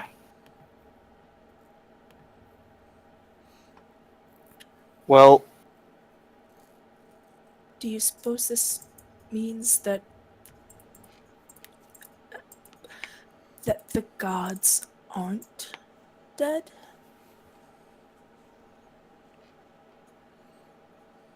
I have no better explanation for how this just happened. And Faith actually seems worried when she asks this. I think the fact that this temple even existed is proof that they exist. No, the fact that it was here means they existed once, not that they were still around. If they were still around, I think it would have been completely corrupted. I think their existence is the only thing that kept it from being overrun. I am going to start actually looking around because Faith brings up a good point. I'm going to go see if that downstairs area is flooded, considering the water hasn't been acting right since it rained. Yeah, I think you go downstairs and you do see that there is several more inches, maybe up to like almost a foot of water down there, still not moving.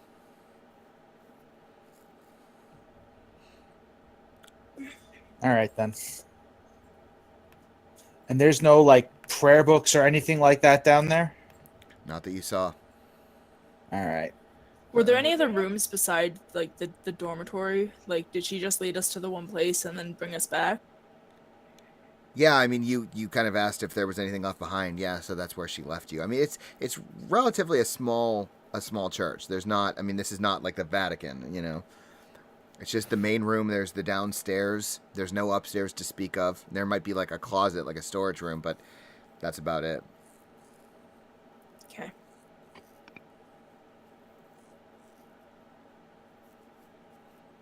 well, whatever happened, it looks like our surrounding area is clear at the moment. I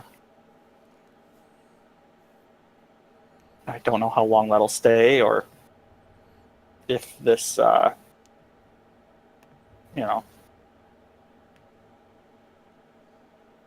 good growth will continue to spread, or if the corruption will fight back and push back to the barrier again. But we should probably move sooner rather than later.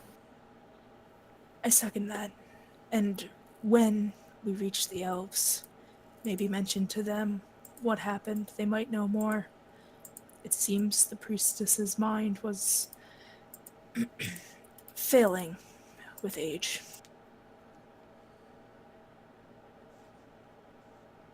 Yinkin, I know you seem just as surprised as the rest of us as to what's happening, but that medallion came from the tree. Do you think if we were to take saplings, if we were to take branches and try to plant them elsewhere, that it would expand? Do you think we could spread it?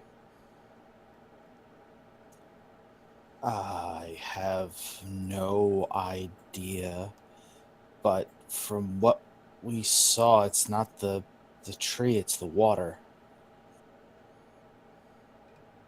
She was a goddess of water.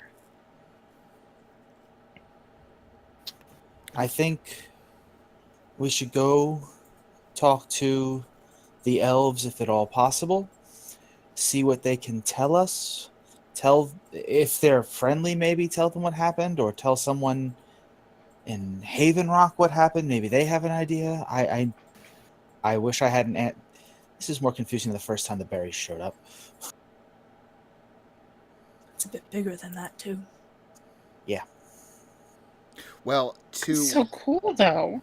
to Gabriel's point, she was a goddess of many names. Maybe keep that in mind. Most of them should be noted in the party notes. I think I got them all.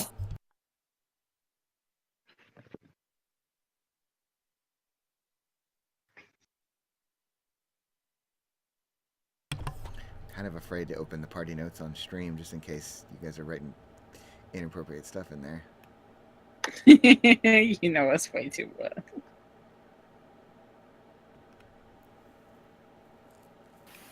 Okay. All right. So yeah, you guys have had kind of a moment. Still pretty early in the day. Oh shit, my bedroll. Oh, it's so cute. Oh man. I can dry that up for you. But it was already soaked. We've been hiking through muck for days. Yeah, there's moist and then there's soaked. At least it's clean now.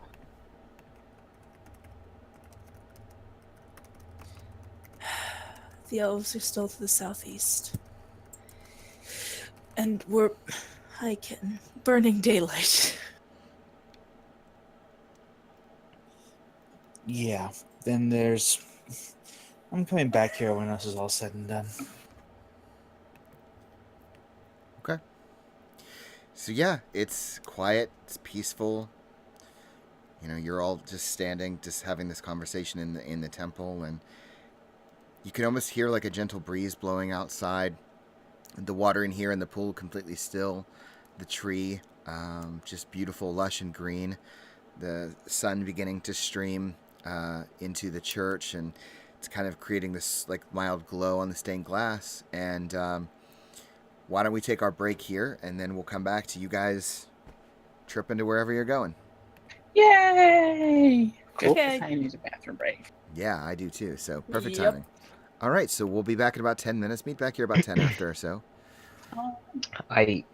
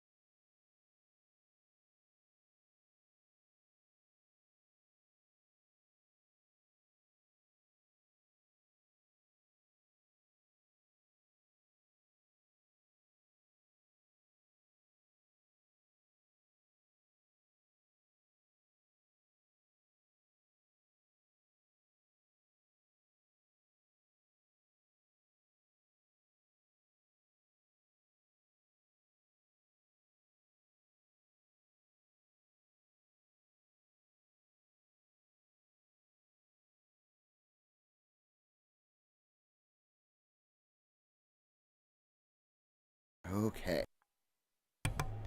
So, yeah, y'all are left standing outside, or standing inside or outside, it's up to you, of the temple. You have a long day ahead of you. What's on the agenda? I have to ask, what were the NPCs' reactions to suddenly getting soaked?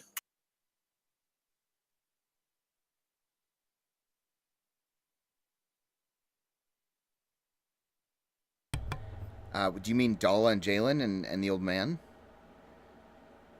Less the Yes. old man, just the other two. Yeah, the old man's going to sneer. I know the old man's reaction. Yeah. Well, I mean, they were inside with you, I think. I don't think they went outside. So, I mean, they're not like those of you that were inside didn't get soaked. Your feet are probably wet, but it was more, I mean, Faith and Marcus were the ones who got thrown. Oh, were you assuming they were downstairs? Yes. I think they would have come upstairs when they heard the ruckus. Like she, Aoife was crying quite a bit, and you guys were all trying to figure out what's happening. Like I think they would have come up. I think if anything, I think Jalen is probably, what's the word? It's not invigorated. Like he's excited. This is like exciting to him. Mystified? No, not at all. That's the thing. Like he's excited about this. Like, Energized. yeah, like a little kid just who doesn't understand the long-term ramifications of what just happened. He's just like, oh my god, this is amazing, the coolest thing. Dala, on the other hand, looks spooked.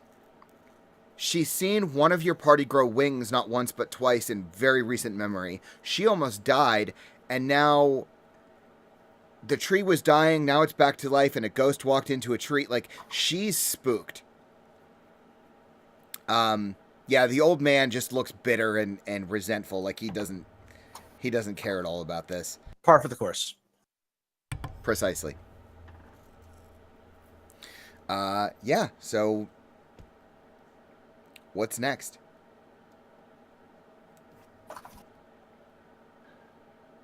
Well, do we head towards the Elven City? Absolutely. Okay. I had to open Photoshop to look at my map, and I haven't used Photoshop in about 100 years. So I'm all screwed up about what my shortcut keys are now. So yeah, you guys start to head south. Like I said, you've got a long day. The weather's nice. There's a gentle breeze blowing. I think as you guys are leaving the temple, Yinkin, you kind of turn back to look at the tree, to look at the pool, to glance at the myriad ways in which your life probably just changed. And for a moment, it looks like the tree, it looks like a wind is blowing through the tree, and you see the tree's branches kind of like shaking, almost like the tree is waving at you.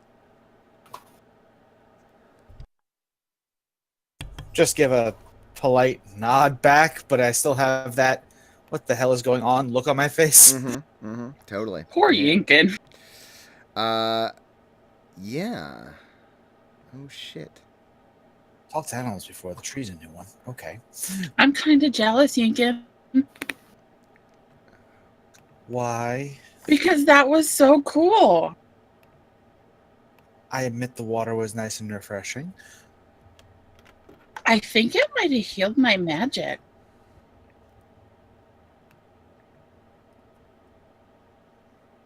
Okay.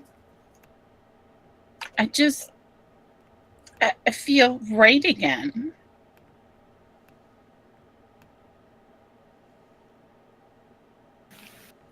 Good. Yeah? That was really cool, though. Don't you think it was cool?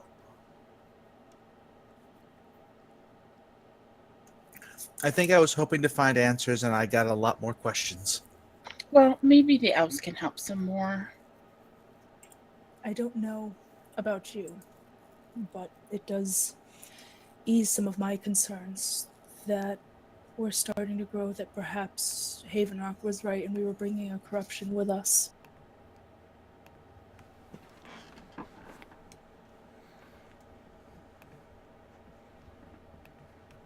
I don't know, after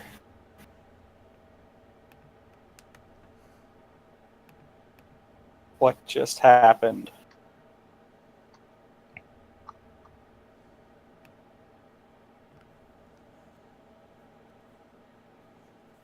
maybe what they pictured as darkness is just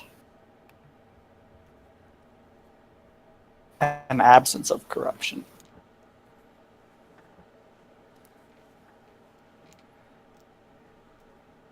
I mean, everything out here is,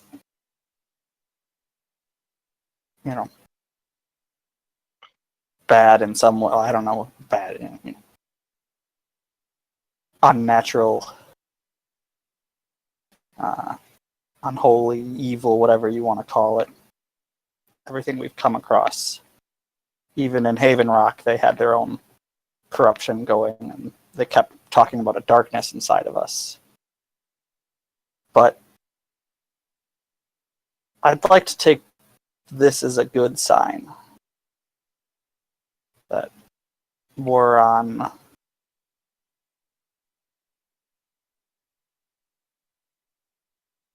the right path. Agreed. Hopefully. Despite my disagreement about why we left Haven Rock, I think it was the right choice.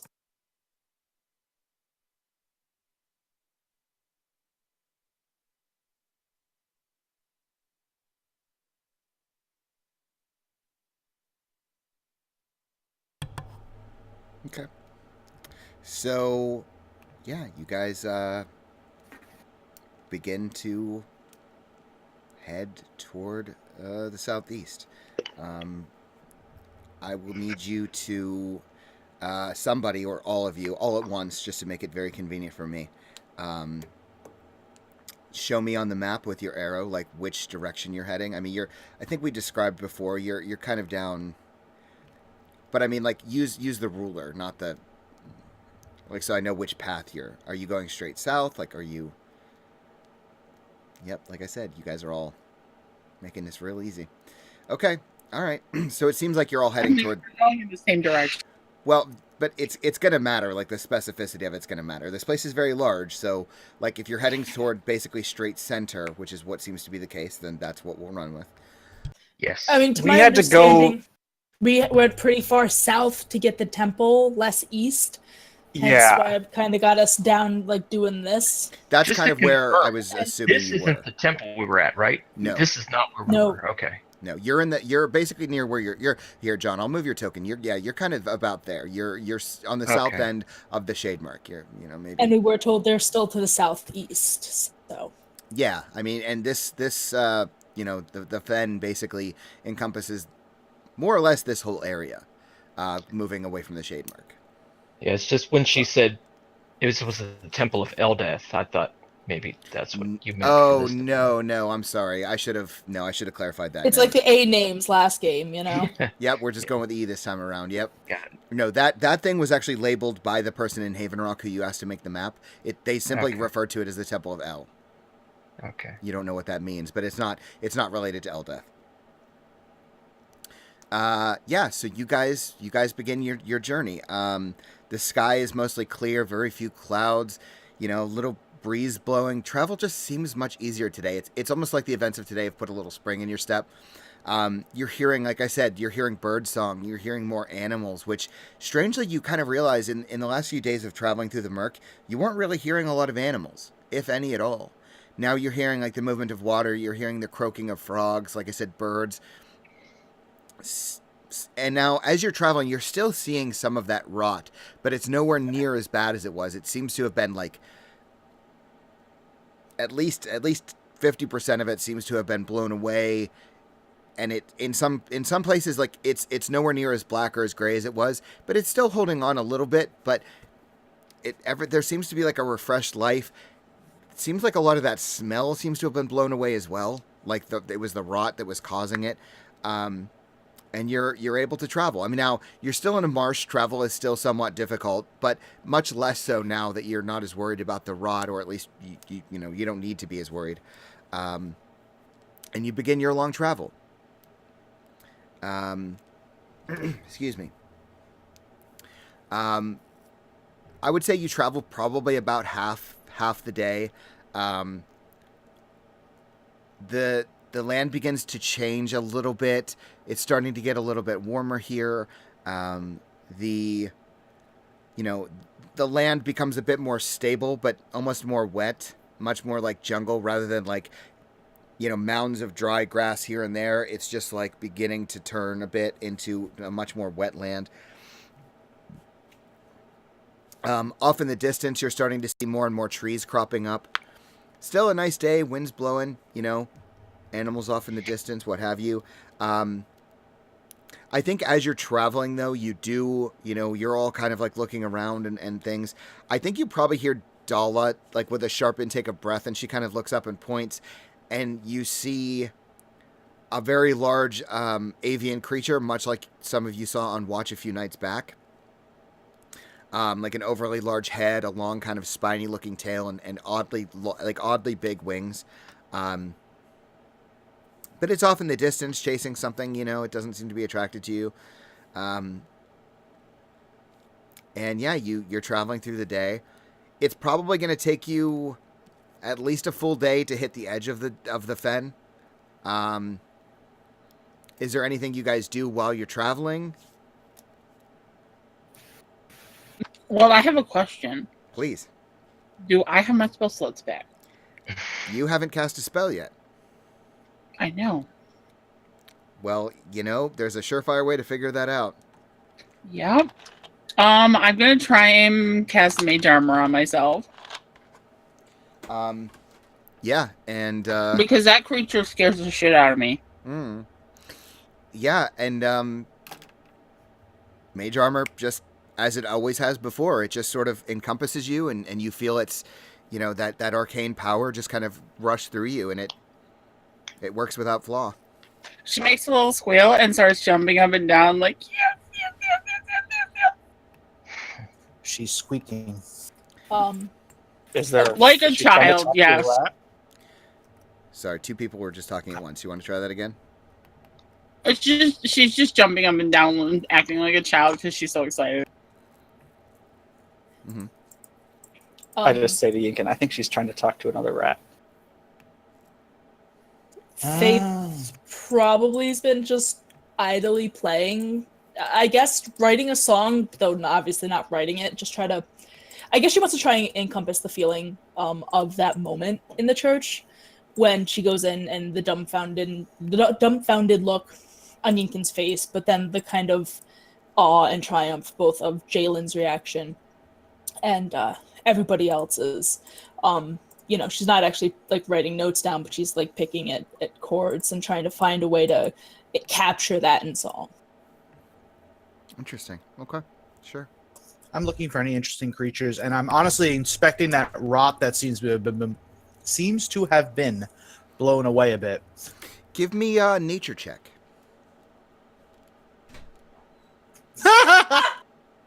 I'm a little bit confused still. I think what it is you're just still like you're trying to inspect the rot, but you keep having these like little flashbacks to what happened in the church, and you're like rerunning the words over and over in your head. You're trying to like think about what exactly Aoife said. Hold on, dog. Hold on, dog. Sounds like he's having fun at least. Yo, dog. Right? That's exactly what I was thinking. Listen, dog. Damn it. We are indeed listening to that dog. Sorry, he's just starting to shriek and annoys the shit out of me. Anyway, so I don't even know if you guys can hear it, but so yeah, you're just rerunning the morning over and over, listening, trying to replay Aoife's words, trying to see if there's something you missed. And so yeah, you're just, you just don't even notice the rot. Like you see it, but your mind doesn't really register. You're not able to focus on it. What? Why are you rolling that? It was just a test. Because of who it is, of course. I mean, yeah, leave it to him. So yeah. You get a really low roll. Not very good at it, yeah. Yeah. I was doing it by myself. Cut me some slack. Wow, that's I mean, even worse. Yeah, Yeah, rolled shouldn't you be great at that? Yeah, you still rolled a really like No, You probably, should have should a be great lot at of that. practice. you probably get like a +8 bonus to when it's with yourself, but yeah. I Anyways, get advantage. that's Should've true. got- Yeah, you do. So yeah, Yinkin, you're just distracted. Yeah, you're just traveling through the land. Is anyone else like doing anything while you're traveling? I'm trying to figure out what my ring does. If it does Yeah. anything, like I'm doing an Arcana check. I'm probably attuned to it by now. If it required it, yes, you would be. Yeah, if it requires it, obviously. So are you making like an Arcana check? Would you like to? I'm going to do an Arcana check on the ring. Sure. Okay, go for it.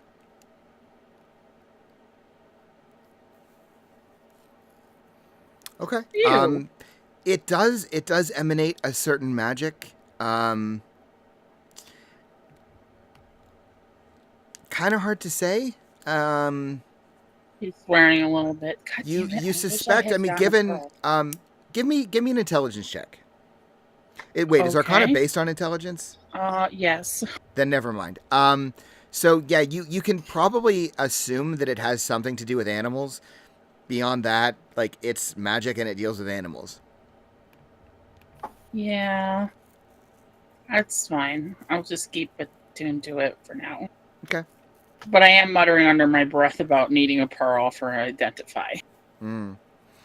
Okay. Yeah. So the day is passing by. You're traveling, through the remainder of the Shade Murk, and you're starting to you get the feeling as you're walking that you're moving south. That not south, excuse me. You're moving down, as in closer to sea level. Like you're walking downhill. It's not that sharp, right? It's not like walking on flat and then you're on a hill. But you're getting the sensation like the land is starting to kind of crest downward. It's getting a little warmer, a little more humid. You're probably getting later in the day. You're still seeing a lot of these animals, the frogs and the birds, and occasionally you're seeing one of those large avian creatures. But beyond that, it's a quiet day. It's a nice day of travel, really. The sun starts to set. You'll probably with a half day. You might hit the edge of the fen tomorrow. Are you guys gonna camp, or do you want to push through? What do you want to do?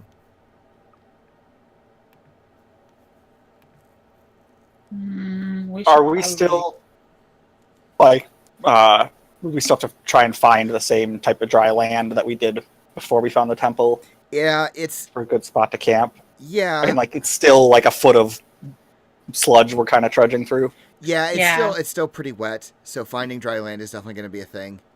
Definitely not having Mr. Sprinkles help us this time. Yeah, I'd say the same. Again, we wouldn't know how far through the Shade Murk we are, or what or how far it actually goes. So, Mm-hmm. I'd say I'd start looking for a place to set up camp about halfway into the afternoon. Okay. Yeah, and we should probably lengthen. You got to keep reminding me to do that. Like lengthen the travel time. That way, it feels like things are bigger. I don't want to feel like everything's compact. But yeah, so you start to look for more dry land. You guys could make, I would say, perception checks or investigation checks, unless there's other things you'd want to do, which you could do.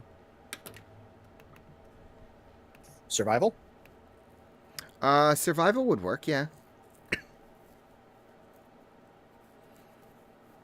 Okay. I'm consistent. Except when you roll natural ones. I didn't say I was consistently good. It's fair. Yeah, so Gabriel and Yinkin, Gabriel, you're just sort of scouting and looking around. Like I said, you're seeing a few more trees here and there. Yinkin, you probably like wander off somewhere and you're seeing, you probably, after it probably takes you maybe an hour or better to find it, but you find a spot of land that seems dry, seems stable.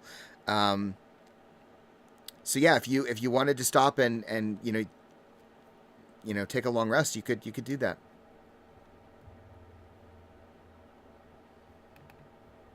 I'd pointed out to the party at least that I found some place stable enough for us to all actually sleep.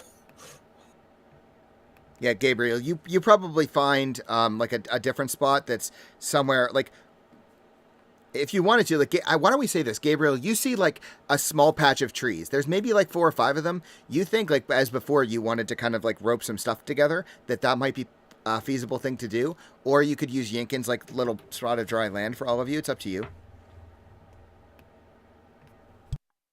It gives us a few options, something that we could try.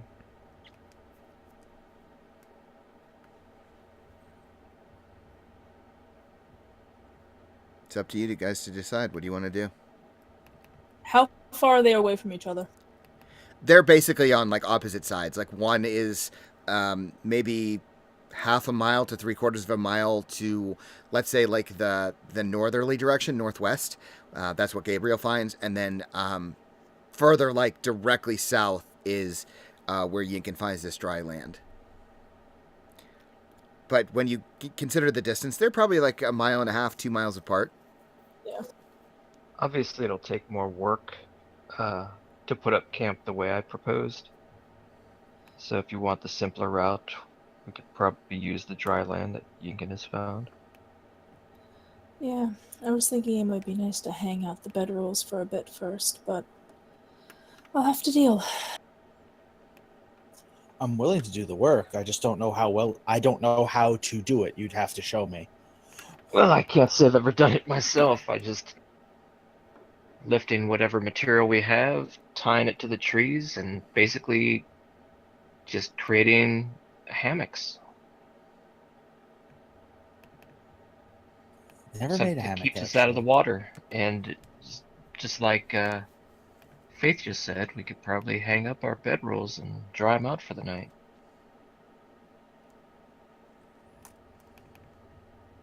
But again, it'll take some time. It'll take some work. We'll stick with the dry, solid land. I worry about getting tangled in the nets. And she kind of wiggles her tail. So Faith is wiggling her butt at the rest of the party. Yeah, and you guys decide to take your long rest on the dry land, which is totally feasible. The sun begins to set. It's got a slightly different feel to it, just having dealt with what you dealt with, and sky just sort of turns to oranges and to light blues, and then the purple kind of sets in, and before long it's a full-blown sunset. The birds kind of quiet down a bit, but you do start to hear a kind of rising volume of what sounds to you like the croaking of frogs, maybe toads. The more nocturnal creatures start to come out. As we've been, trudging through this, have we noticed any more of those, like mounds of rot that that stood up and became the Grey Walkers? You've not, no. You like again. You as you've been. We're moving, still seeing the moldy rot stuff occasionally, but yeah, but it's much less severe than it was before, and the further away you get, it seems to be spread out further and further. And even like I said, when you're seeing it, yeah, it's much less severe than it was before. So we haven't come across anything that's obviously like, oh shit, that's one of those things. We should not poke it because it woke up, or Correct. Exactly. Okay. All right. Just wanted to make sure of that. Okay. Once we get to the dry land, I'm going to ask Marcus to borrow his quarterstaff. I will sort of hand it out and say, what for? Try and make people's nights a little bit more comfortable. And I'm going to use the rope and the 2 quarterstaffs to make a impromptu clothesline so we can dry out the bedrolls for them. I can probably help with that as well. Hey, that's a good idea. I can try and press the digitation a lot of the water out so they'll dry quicker. Whoops. I was thinking just build a fire nearby, but sure. Well, yes, but if I press the digitation most of the water out, they'll dry quicker. You could do. You understand? I don't even know how to say that word, much less what it means, right? Press the digitation. Prestidigitation. Press the digitation. Prestidigitation. I So can make. if you wanted to, you could do both and dry them out significantly faster, create a small Yeah. fire. Yeah. Okay. I think Jason's just messing with Gwen. Yes, I am. Yeah, so you guys can spend a little bit of time trying to dry out the bedrolls. Nice. So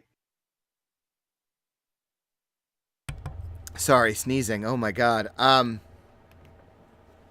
didn't want to sneeze into the mic. So yeah, you guys spend some time drying out the bedrolls with a combination of a little bit of a campfire and some prestidigitation. Now I can't say it. Presbyterian nation. There you go.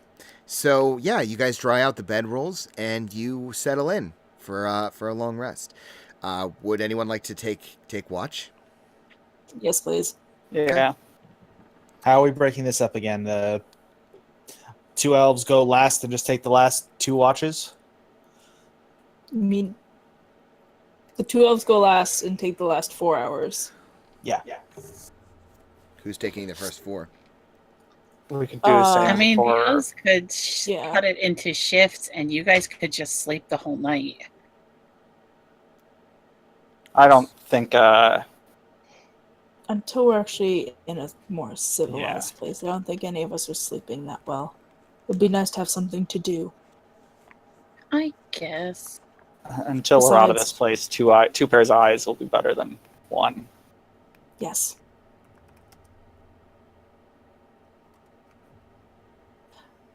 So, I don't know if maybe, I mean, I can take first watch with someone, or second, seeing as light sensitivity isn't an issue, or lack thereof. You know what? I actually think, come to think of it, I think Dalla's going to volunteer to take a watch with you, Faith. Okay. Yeah. So, do you want to take? We'll do first watch. Okay. That Who's way, taking? she does have some semblance of visibility. No, she's human. She doesn't have dark vision. I was more thinking kind of a duskish, but yeah, okay, that's fine. Yeah. I mean, you've still got a little bit of time before full twilight. We made a bonfire, so I don't. I don't think bonfire. Yeah, but I think Make a campfire. bonfire. Yeah. fire, whatever. As long Um, as it's not cloudy too, it should still technically be dim light. I think. Stars, moon. Yeah, that's true. Who's taking second watch? I guess. Yeah, I'll take- Yingyan? Or yeah. Well, I'll take second watch with Gabriel, and then Oh, Then right. Faith, and then not Faith. The- Giselle and I'll the- take third and fourth watch. So we each do 2 hours, and then they do 4 hours. Gotcha. Yeah. Yep. Okay. That's perfect. Good. So first watch is Faith and Dalla. Everyone else, beds down. Faith, Dalla seems well on edge, like really jittery. You're hearing some of these nocturnal creatures that are starting to move about. You probably actually even see off in the distance what look like bats that who are flying off away from the trees, that are kind of flying off and dipping down toward the marsh, probably looking for food. And she, every time she hears a flapping of wings, like she jumps a little bit, and it's incredibly distracting for you. But if you want, roll me a perception check for your watch. Nope, Yeah. very distracted. So wildly distracting. On top of that, I'm still working on my music, probably. And I think that she, before long, and I think part of the reason you're so distracted is because she begins to kind of quietly talk to you, but she's not making eye contact with you. Because she's been privy to a lot of your conversations and obviously privy to a lot of what's been happening to you guys.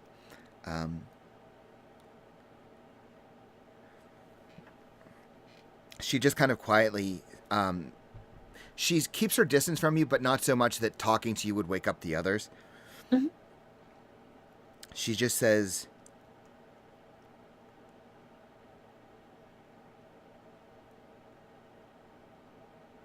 I don't know what to make of any of this anymore. You seem cynical more than the rest. I don't know what happened to you in Bastion. To be frank, I don't really care. This world is broken. And like you see, she's like fidgeting with her fingers. She just looks like a combination of really nervous and kind of angry. Some of them are acting like there's nothing wrong or like this is normal.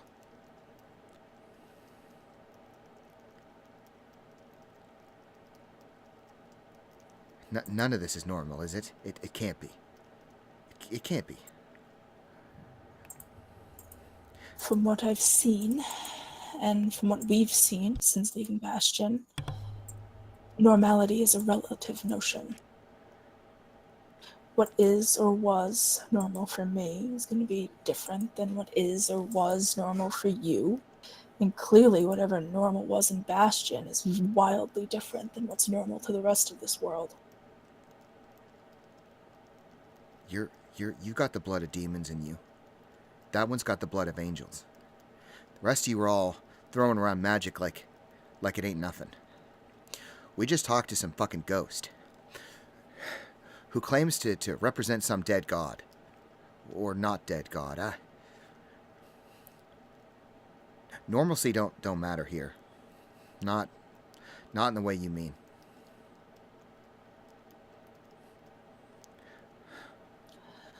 I guess I'm not seeing your point in this rambling.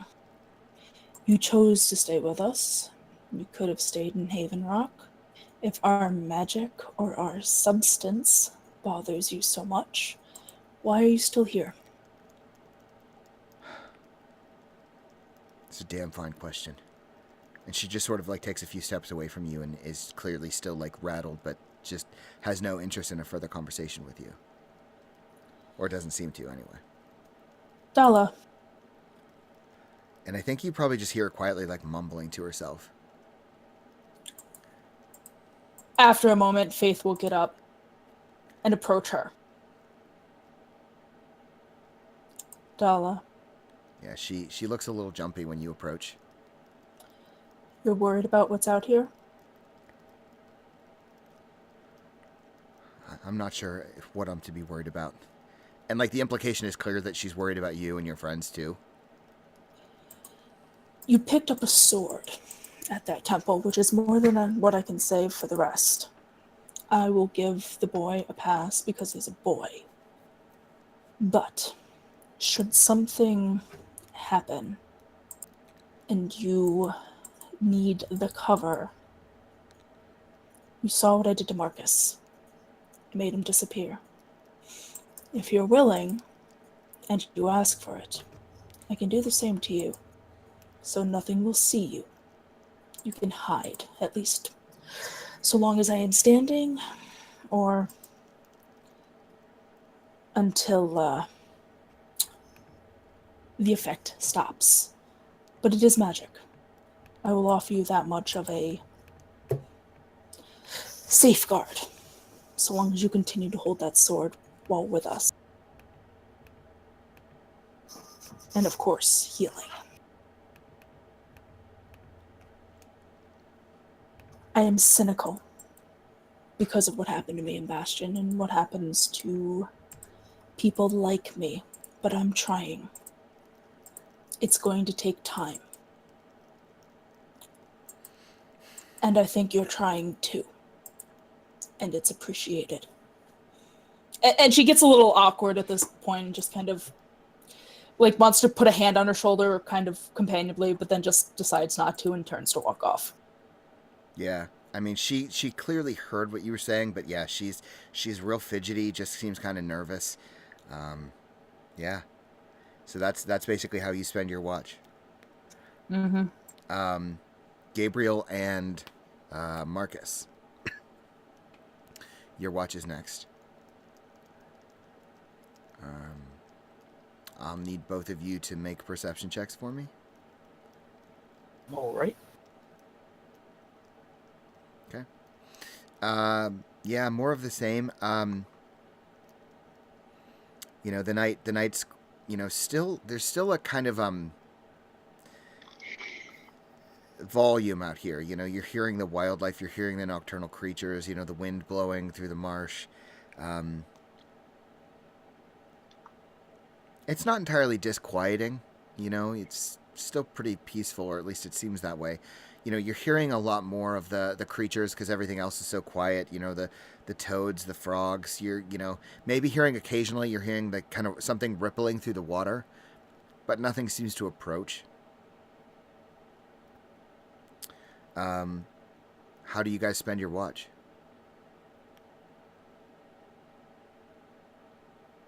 Do you do anything at all, or?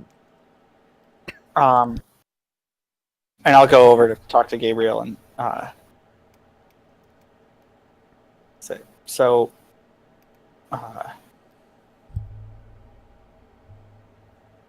maybe we can fix it. It was refreshing to see what happened earlier.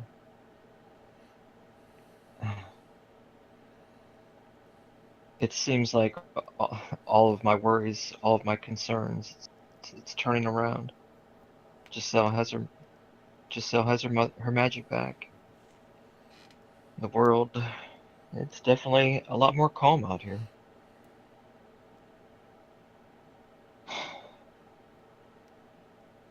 In a way, I kind of wish those crickets would shut up again.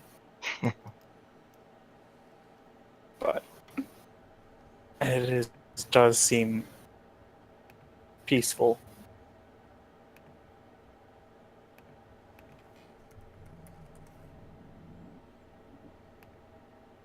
Yeah, I don't want to be presumptuous yet, but I think you're right.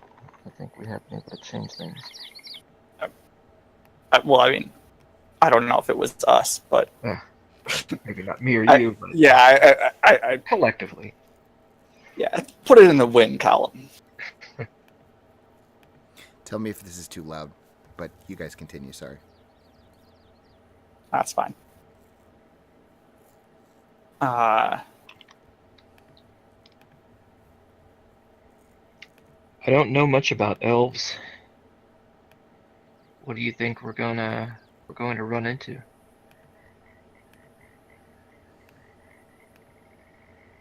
Honestly,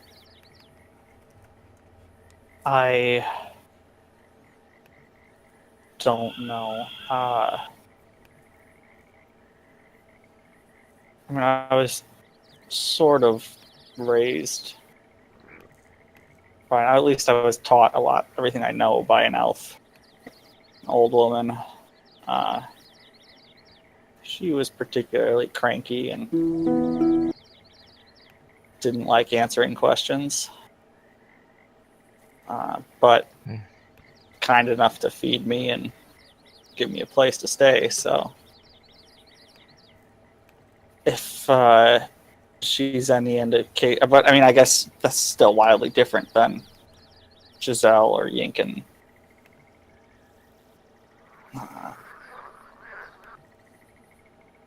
But hopefully we'll find someone friendly who can at least,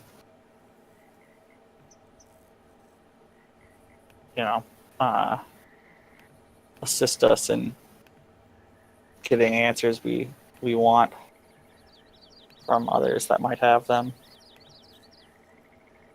Yeah, I think, as it was mentioned, elves live a pretty long time, so a lot of them were probably around when all this happened. This has to be the right place to get answers.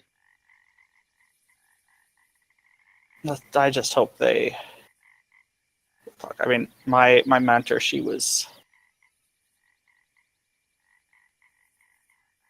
born long before any of this. Centuries. But she never spoke of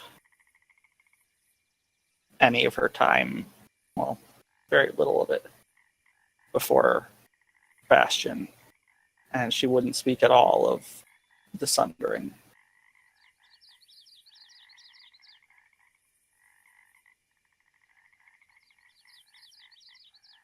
Well, Giselle and Yinkin, they seem to be pretty open. Giselle never shuts up. Well, if we need to get answers, hopefully Oh there are shit, some wait, more elves they're that... semi-conscious and trance. I mean, Giselle is really nice. I heard that.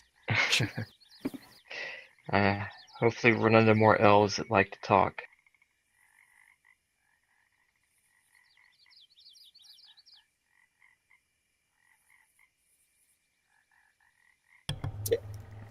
Okay. So you guys spend your watch just, chatting and Yeah. listening to the frogs. I think I'm also going to pull out a piece of wood and start carving like a... I forgot what that's called. Stick. No, I guess just an engraving of a willow tree on a just flat piece of wood. Okay. Sure. A relief? Yeah, a relief, that's the word. Nice. Well done. Okay. So you're carving, having this conversation. Your watch comes to an end. You wake up Giselle and Yinkin. Do I really talk a lot? Yes. Well, maybe you guys just don't talk enough.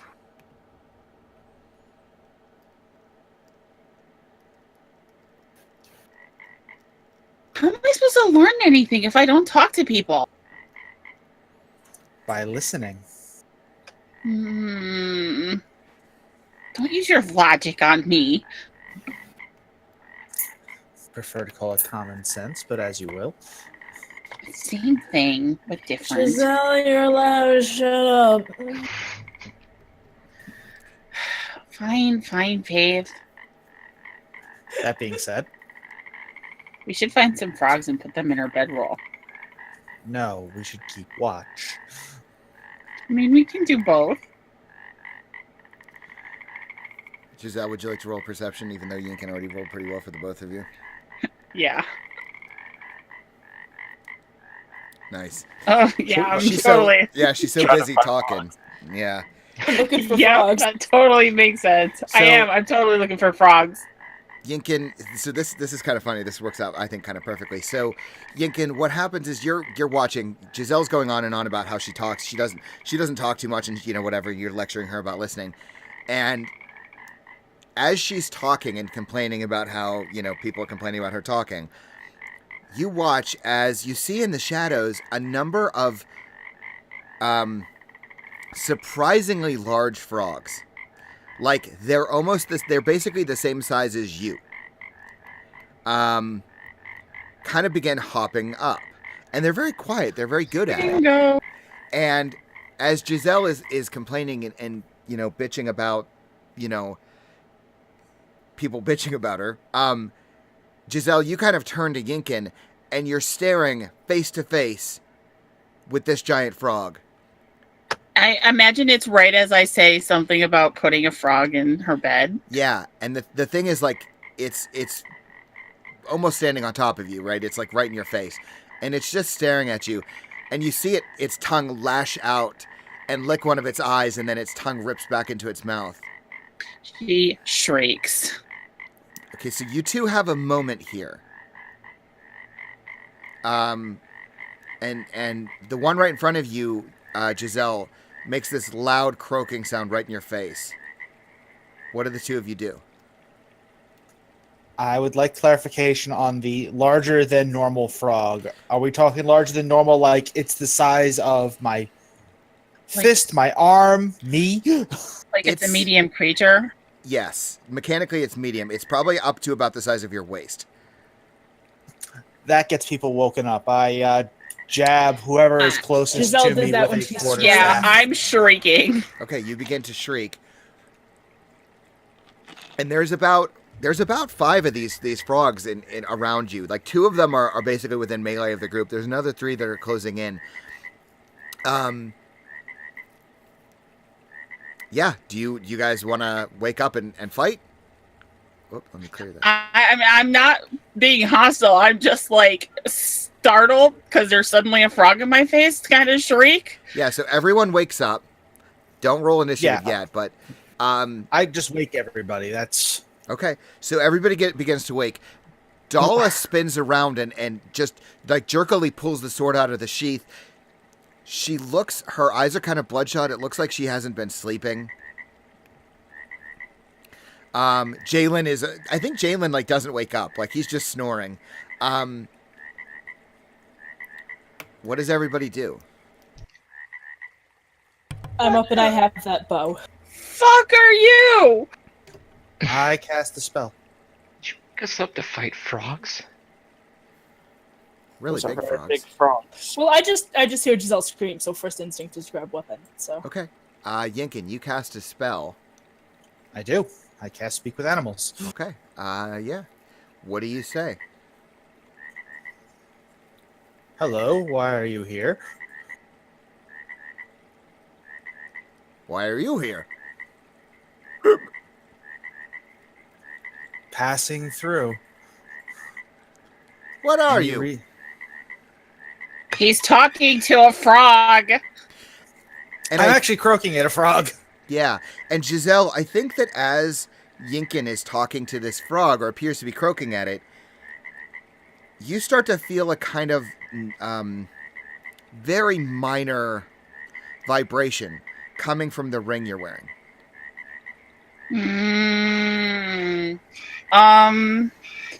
Can I like kind of like fiddle with it and I don't know, like maybe channel some magic into it, see if that helps do anything?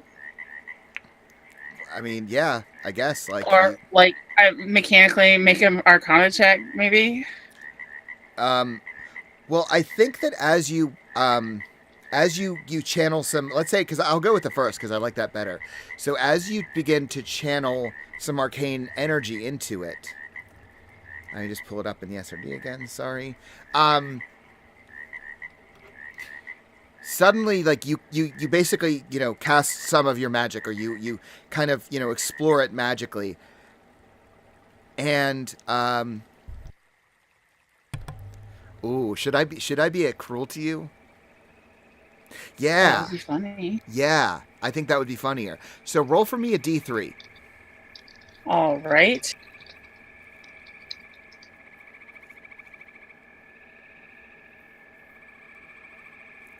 Or not. Ooh. So, hang on, let me just double check something. I feel like I know what you just made me do. Yeah, well, you had a 33% chance of rolling something pretty poor, and that's exactly what you rolled. Ah, shit. Yeah. Okay, so what happens is I have too many things here on the screen. It's ridiculous. Suddenly, I need to double check something very quickly. Oh, that's not how you do that.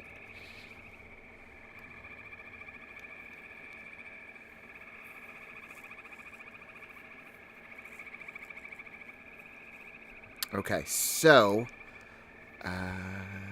what is your spell save DC? Let Probably me check. 13, I think. Yep. Oops, okay. Ah, fuck. Sorry, I'm having some troubles.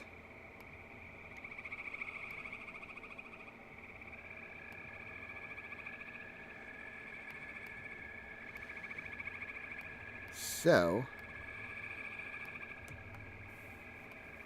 2, 3. Wow, holy shit. All right, so suddenly out of the ring, as you channel this magic energy into it,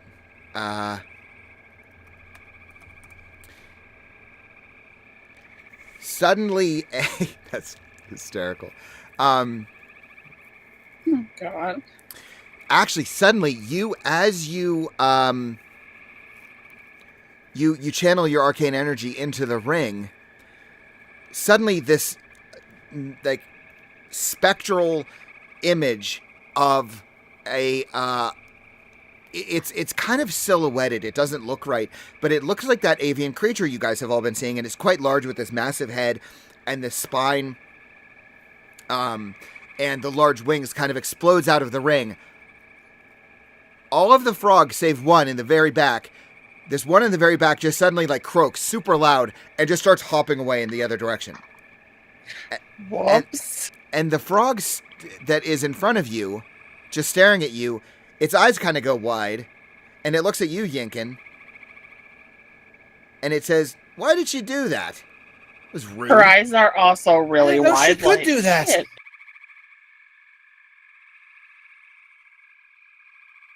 Also, to answer your first question, I am an elf. What are you? The frog? Neat. And you guys are all just watching as Yinkin has this croaking conversation with this frog. Any reason you surrounded us? Trying to figure out what you are. Why you're here. Are you food?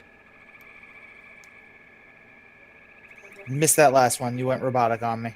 Oh, it says, "Are you food?" We are not food. Trust me.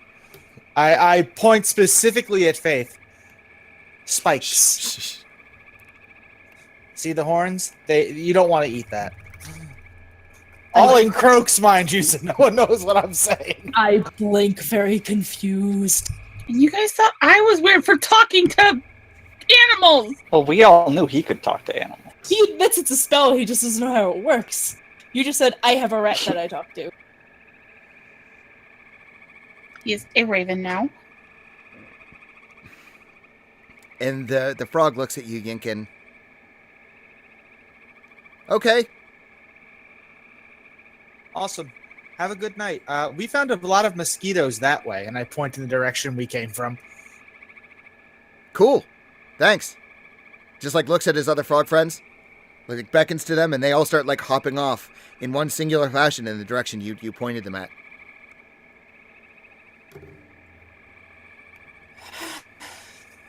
Well, that was fun. Sorry about that. That was interesting. What did you do? Why did I you think point at me? I said you'd be hard to swallow with the horns. They wanted to know if you were food. Oh. Like she wants to be mad at this, but really can't justify it. you should have told them we had worms. Or no, they probably like that. No. I'm really glad he did the talking. Yeah, What did you do? I don't know. It was the ring. It has something to do with animals. And it, like, I don't know. It felt like it was the right thing to do, so maybe it wasn't the right thing to do. Yeah, think. I don't know. It was Well- really cool, though, right? I mean, that did effectively, get It rid of scared them. them real bad. That was pretty funny. Faith's gonna drop her bow and try to go back to bed. Yeah, I think as the frogs are hopping away and you guys are finishing this conversation, you see that Dala looks like she's just shaking and she's still got her hand on her sword. And she's just like watching all of you and watching the frogs. And she just looks spooked. But she sees you trying to like lay down, so she tries like shakily to sheath the sword. And she kind of like takes her bedroll and tries to move it as far to the edge of the land as she can. and just like lays back down, but she lays in such that her back is to you, but she's still watching the frogs kind of jump away.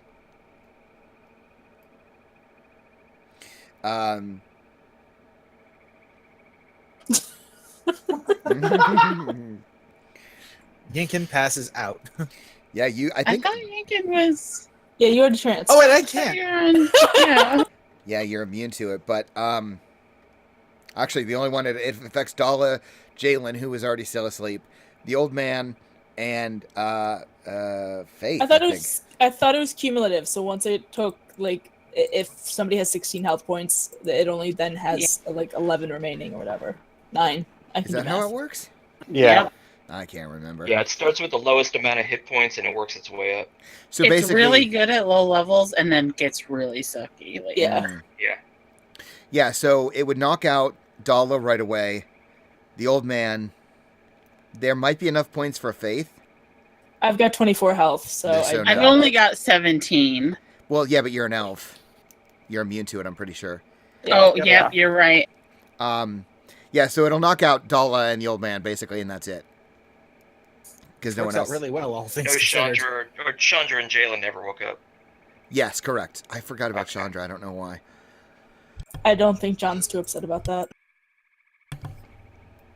So, Sorry It's for hard- the false alarm, everyone, but if it looks big enough to actually hurt us, I try and wake you up. Well, technically, I woke them up. Again. Sorry.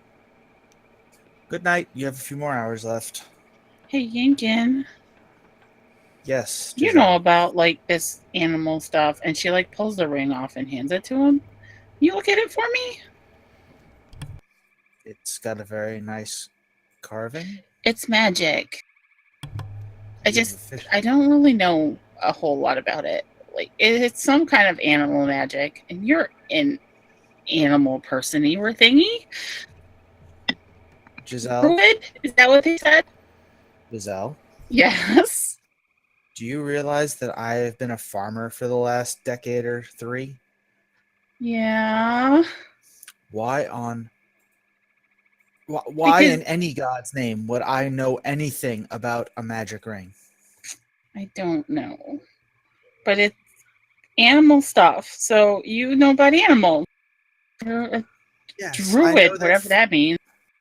I don't know. I know my father mentioned the word a few times, and that was about it. It's about as far as I've gotten. So All right. we know Maybe 2 I'll things. get a It pearl has nice later. carvings, and that you can apparently use it to make giant winged creatures that scare the hell out of everyone after you shriek in terror at a frog that you would have noticed if you had stopped and listened. Yeah, I guess you're right. And she puts the ring back on. I just really wish I had a pearl. Giselle, shut up! So, yeah, that's like the first 2 hours of your watch. The second Yep. 2 hours, you can. I'll give Giselle an option here, but Yinkin, you could help if you wanted. I would let you, instead of using a perception check for the second part of your watch, you could instead basically use make an Arcana roll with an advantage to try to figure out what the ring is or figure out what you did. Sure. I'll do another Arcana check on the ring. But that's eating up your perception check for your watch. That's fine. Okay, Yinkin, you could help her. Oh, geez. Nope, I'm keeping watch. Okay, all right. And then, yeah, Giselle, you could make it with advantage. Okay, so 18. So Oh, you're not you're bad. definitely able to tell that channeling your magic into it. The spell you cast, I don't know if it's one that you have access to at this level, but it cast fear on the animals. Ooh. That's interesting. You On sus- specifically the animals. on specifically the None animals. of us were. And Yeah. specifically, you suspect that it worked. It would only really work on an animal of a lesser intelligence. Which is everybody for her. If that's how she used to see it, sure. Yeah, totally is how she sees it, including some humans. Sure, that's totally fine. Yeah, so you're definitely able to tell that it did that. It might, that might not be all it does. I think your Arcana check is good enough that it might have other effects, but you don't yet know what they are. Interesting. But I think the next time that you roll, what we'll say is like you can specifically try to make it do something that isn't that. So now you know that it does that. So that one's like ticked off. Interesting. I like this. Okay. I like that method. Actually. Yeah, I think that's an That's interesting way really to do cool. it. Yinkin, you are hyper perceptive. You are so focused on everything. On ignoring Giselle. Yeah, you've tuned her out. You finally figured out like She's how to. actually quiet for the time being. Well, that's also true. Yeah. Horrifying. So Yinkin, yeah, you excuse me. You're watching, you're seeing the bats off in the distance. You're seeing, other avian creatures. You're hearing the frogs and the toads. I think at one point you probably see what you may recognize as a snake, kind of like swimming through the water, and it seems to swim up to you and stops, and then swims away. And you're seeing quite a lot of activity, Yinkin.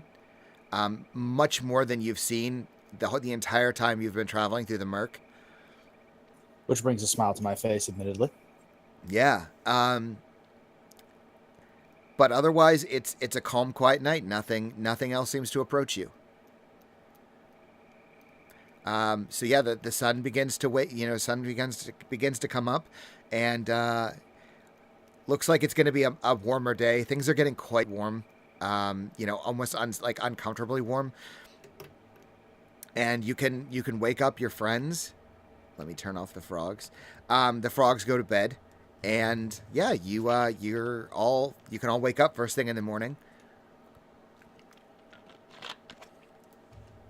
And yeah, what do you do? And action. Cast mage armor on myself. Okay. And again, you do so with no incident. All right. So, does somebody want to explain to me how we got surrounded by frogs to begin with? It's quite simple. I saw something moving in the water. I thought it was just a regular sized creature until I realized it was an eyeball. Right.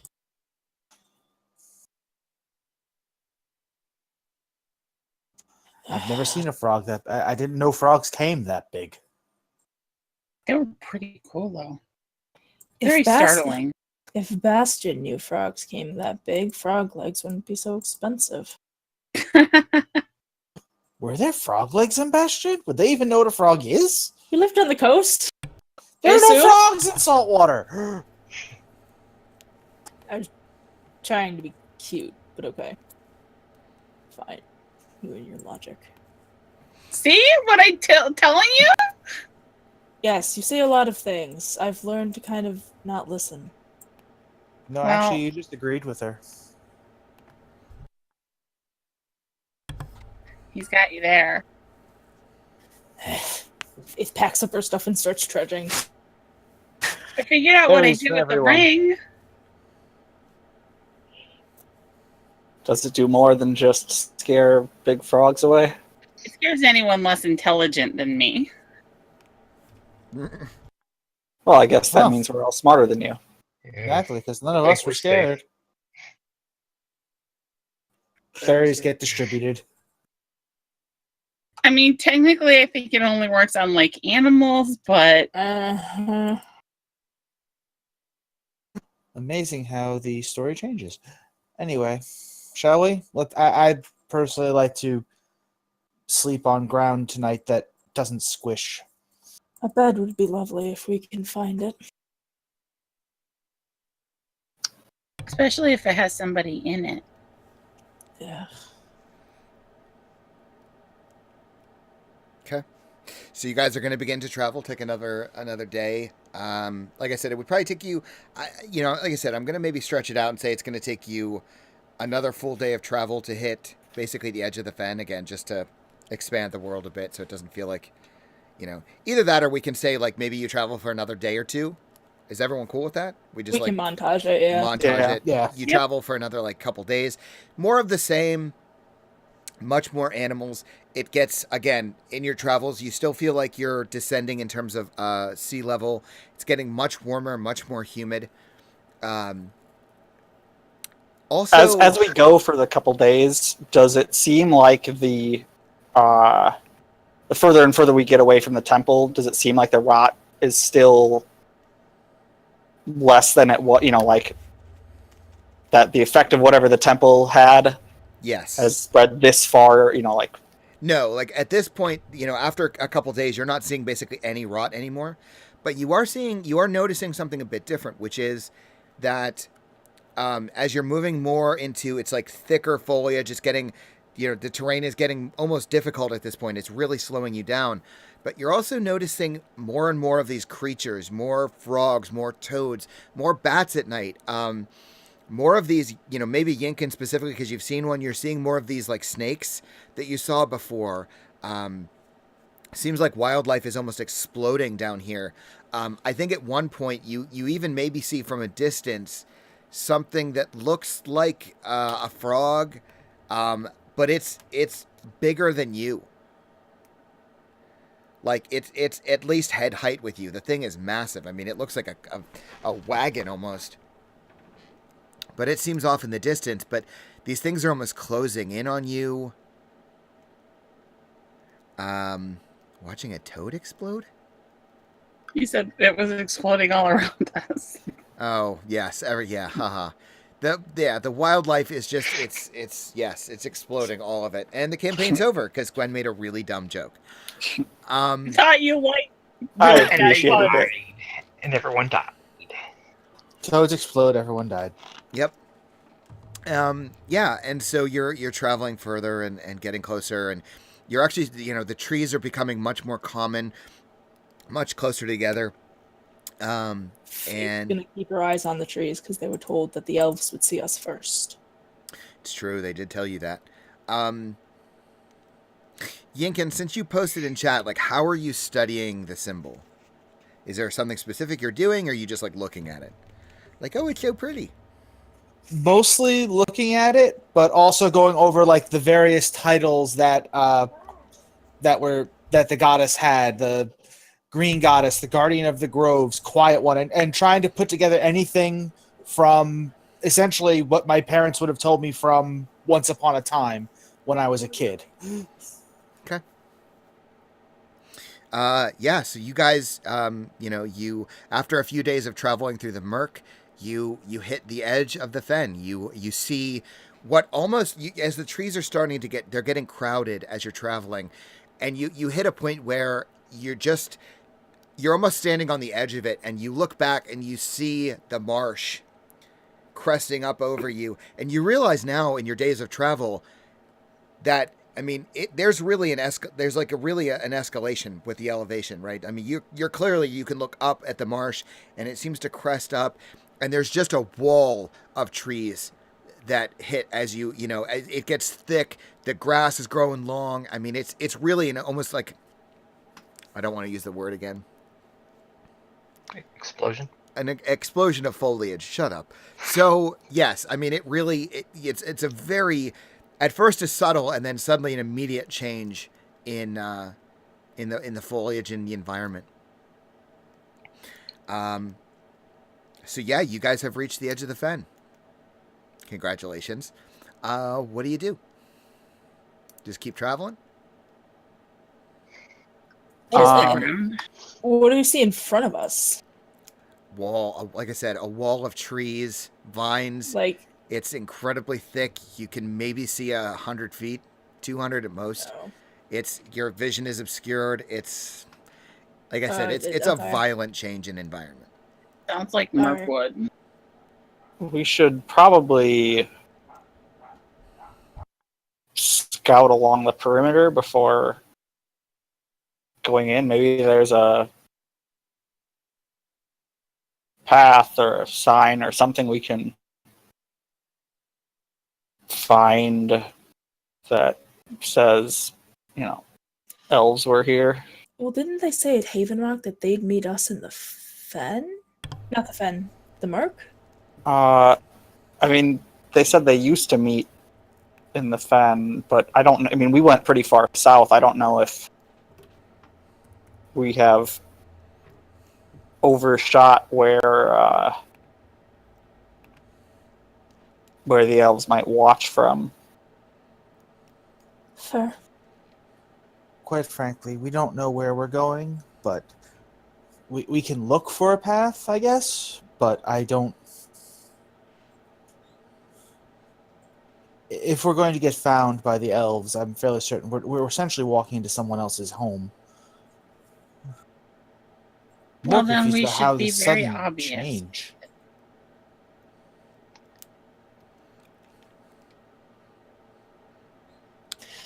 Okay, question for Sean. Mm. You said it's a dense woodland. I guess what I'd like to do or know if I can do is there like a pattern to the trees? Does it look like it's like a uniform density, or is it like just that they grew wherever they could? So like, would it be kind of somewhat obvious that maybe this is an illusion, a front for maybe cover for what's actually there? You'd have to make a roll for something like that. I mean, I don't know if you want me to do like Arcana or Investigation. I mean, that depends. Does Faith think that it's like literally like a magic cover? Does she think that like this has been grown specifically to hide something? Like, I'm kind of two minds. If she can see a pattern in the trees, I think she would immediately jump to magic. But also, given that the harsh transition from where they were to what she's seeing in front of her, I'm not sure. I mean, I definitely don't think you'd see a pattern in the trees. I mean, it looks just like the natural evolution of a jungle, effectively. Okay. If she's not seeing a pattern, I don't think there's a check to be made. Okay. Yeah, so you guys are standing here on the edge of the jungle. What do you do?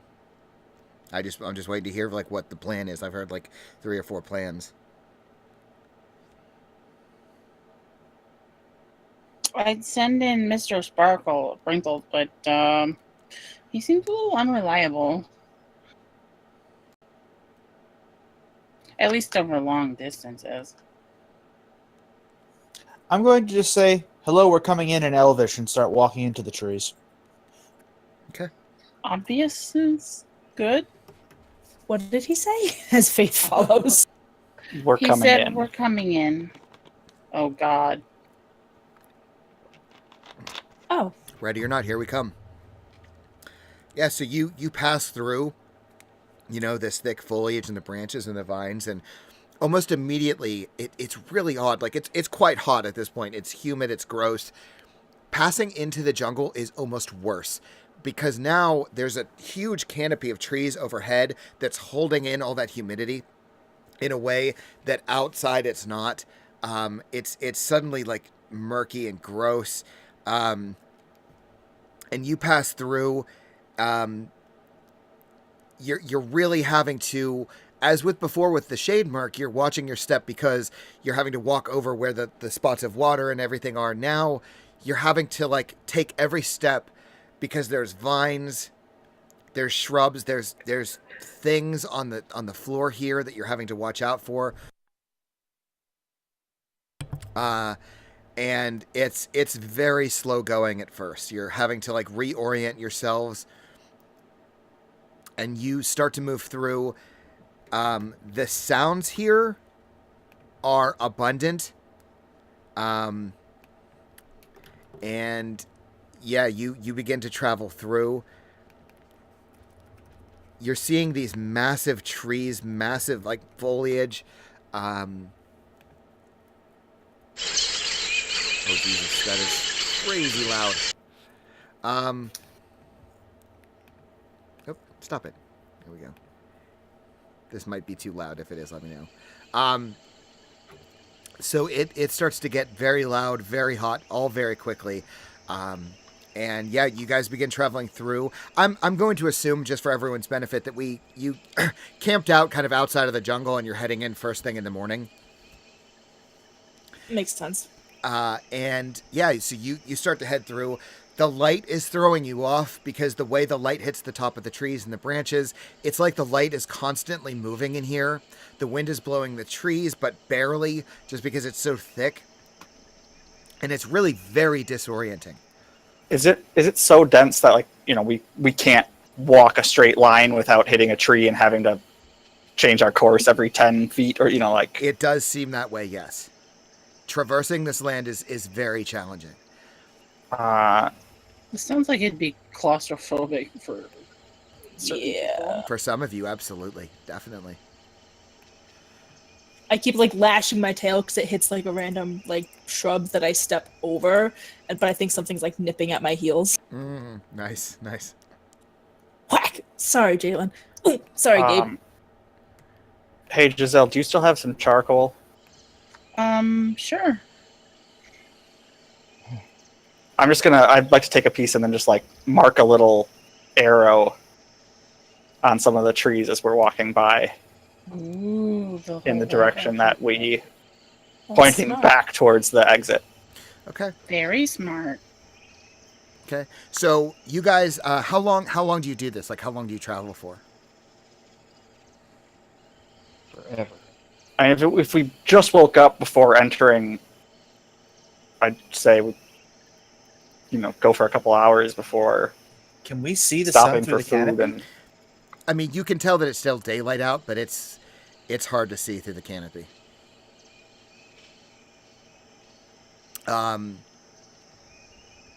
Yeah. So you guys travel for a couple hours, trying to navigate using Marcus's clever idea with the charcoal and marking the trees. You're hearing all sorts of animals, seeing all sorts of shit. Excuse me. You know, it's rough going. I don't know why that keeps turning off, but that's fine. Oh, there it is. So yeah, it's definitely not easy going. I need to just crank that down very slightly. It's too loud on my end. So since you're traveling, I'm gonna, unless you guys are super opposed to it, and I'm sorry for doing this kind of abruptly, maybe we can try to use some of these navigation rules. Conrad actually posted these to me a while ago. So does somebody want to, again, if you guys are super unopposed or opposed to it, we won't do it. But we could try to use these navigation rules, which means that someone will have to make a navigation check to, now I know you don't really, you're looking for obviously civilization, I assume, right? Like that's your goal. Or signs of life at all, fine. like, you know. Okay. Now you would Human choose, life. and they're on the player's handbook in chapter 8, which I don't know where the fuck that is. So if somebody wants to, because they don't use chapters. It goes up to chapter 8. Well, that's the thing. This it's the UA, so chapter 8, adventuring. So like 183, give or take, in the book.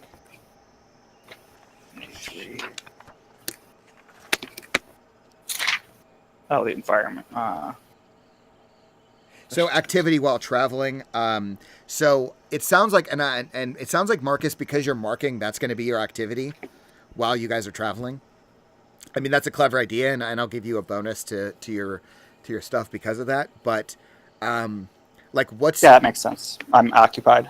yeah. So other activities, someone could be drawing a map, someone could be tracking, but you don't really know. I don't know if that one makes sense. Someone could be foraging.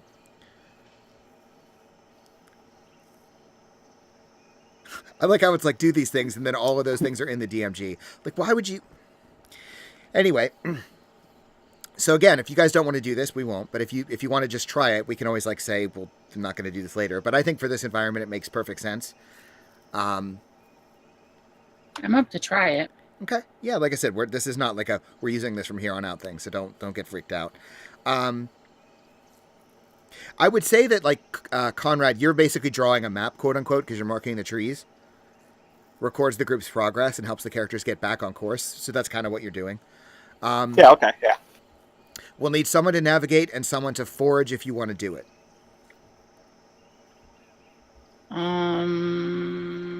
I could try to navigate. I think Yinkin might be the best suited for foraging. Yeah. Faith, sadly, is a bit of a princess and not good at any of it. I was actually going to ask if I could use wild shape to do something with a climb speed and actually see if I can see like a city or anything like that Okay. to point us in the right direction. If you wanna shapeshift to give yourself some sort of advantage, that would basically be like a perception check. Yeah. But yeah, if you want to utilize that, I would totally let you do that. Sure. Yeah, I imagine I've seen at least something that's climbing the trees Okay. at some point, just so I can get up to the top of the canopy and look out. Okay. Okay. So is Giselle then? Are you navigating then, or are you gonna wait till Yinkin does that first? I think I'll wait till Yankin does that first because that seems like a good idea. Okay. Yinkin, what are you gonna? I mean, you could probably do some sort of bird creature, but like, what are you transforming into? I can't fly yet, so it's got to be like a squirrel or anything that can climb a tree that I've seen. I don't know. I'm mostly from the coast, so I'm not entirely sure what I would have seen that can do that. That's why I'm asking. Yeah, I'm looking through now.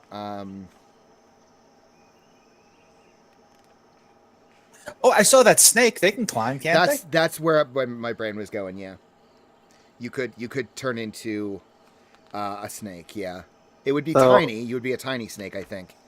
I don't care if I'm a big snake. I just I mean, care he that I'm a could also be a snake. spider as You well. heard it here first, guys. Technically- Jace doesn't care if he's a big snake.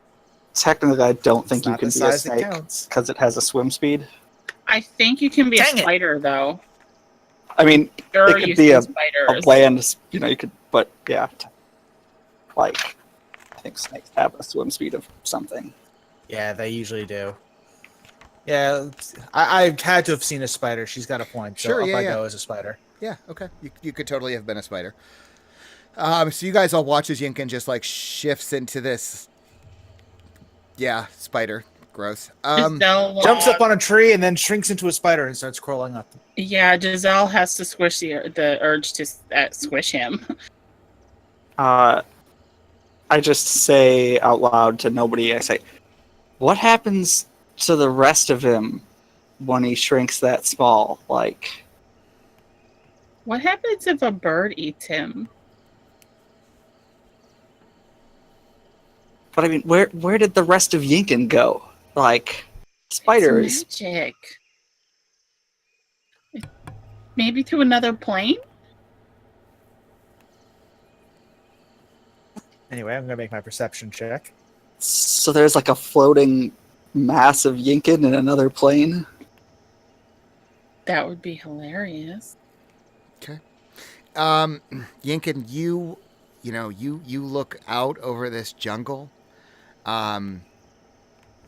It's still being a tiny spider. You're probably having to like climb to the very top and like moving around branches, climbing through leaves and what have you. And like as you get up top, what you notice a couple things, but you don't really see a village. Like you don't see any sort of yeah, I don't think you see any paths or anything through the jungle. But specifically looking down at your friends, you realize like how thick this jungle is, how difficult it is to traverse. You know, your friends look so tiny below you. You're way up in this tree. I do think off in the distance, we're talking about miles. And the only reason you can even see it remotely is because the sky is so clear, there's no clouds overhead. You do see something that it doesn't look like a tree. At this distance, I mean, it's almost silhouetted. But it seems to be rising up above the tree line. Not by a lot. 10, 20 feet, maybe. 30 feet at the most. But it's too round. It doesn't have leaves. And you would guess, looking out over this just sea of trees, that it would sit basically almost dead center of the jungle. I think that's the only thing you really see.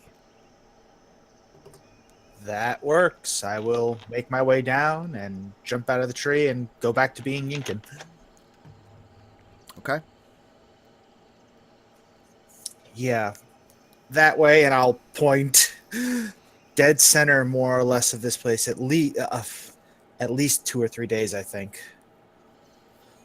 I mean, But that's there's that's something that assuming isn't a tree. you could beeline for it. I mean, with the Yeah, terrain, at least. for sure. Well, we have a general direction at least, which is really good. And I Yeah. think with Mr. Sprinkle's help, we could keep on track pretty easily. Sure. How high up were the trees? Like 50 feet, 100 feet. I mean, if Mr. Sprinkles goes above the canopy, is that still in your telepathy range? I mean, it's what, within 100 feet. It's So 100 Yeah. feet, yeah. yeah, I mean, the trees I would say are probably like 70, 80 feet tall. So it would just be like right within range, I think. Interesting. All right. So that was an experience. My arms are tired. This is not fun. Now that he's back, I say, so what happened to the rest of you? Like, What where? do you mean? Well, I mean, you're like, you know, this big, and a spider, and I is like this big. So, you know, I you, think all of me becomes the spider. But then Although I you, admit that your density would be like super high. You'd weigh a Because lot. Science. what's density? Not. Oh. Do you guys not know anything? Yes, Gwen, explain density to the group. And how Well- your wizard knows it. it's the different. I mean, like, density is why things float. Yeah. Things with a lot of density sink. Things with Is not that a why lot they of say density that float. thick bread is dense bread? Because it sinks when you try and put it in soup? Yes. Okay.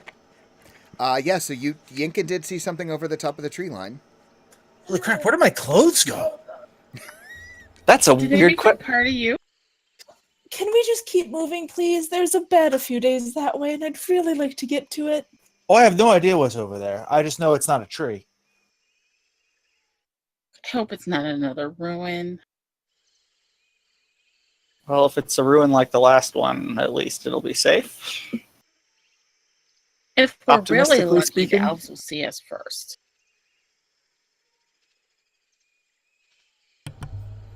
Okay.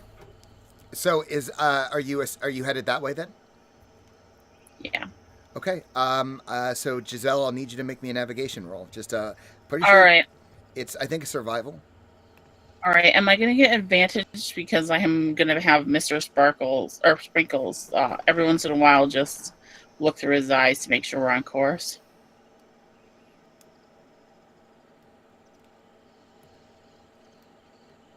Are you muted? No, I'm thinking. I feel like, because what you'd have to do is you have to move and then stop and then look through his eyes. I don't actually have to stop as long as somebody You're in a guides me. thick ass jungle. If you don't stop, you're gonna walk yourself right into a tree. I also don't think you can navigate and be led. Like, Fair point.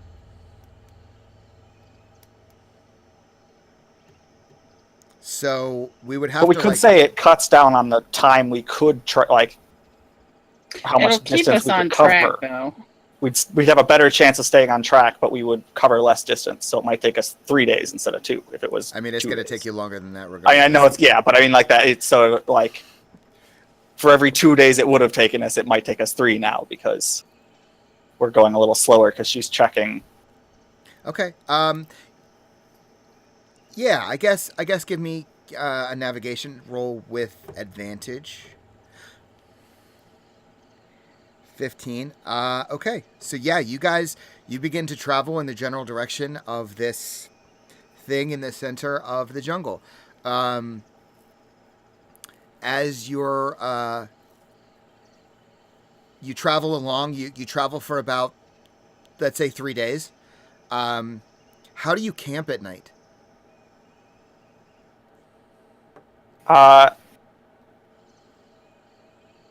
So these, how high are the branches on these trees? I mean, are these like, redwoods where it's like 50 feet of trunk and then the branches, or are there branches There are starting branches lower than that, but they're still kind of high. You got a good bit of trunk space. I would say like 30 feet. You don't honestly expect me to climb up there, do you? Well, I mean, not that high. I wouldn't want to fall out of 30 feet. Oh, good. But I was thinking the hammock idea might have worked in here.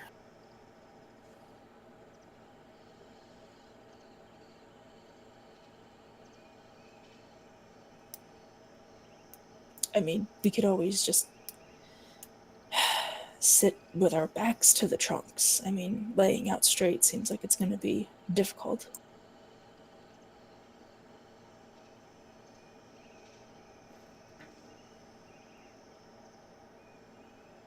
Walking in a straight line is difficult.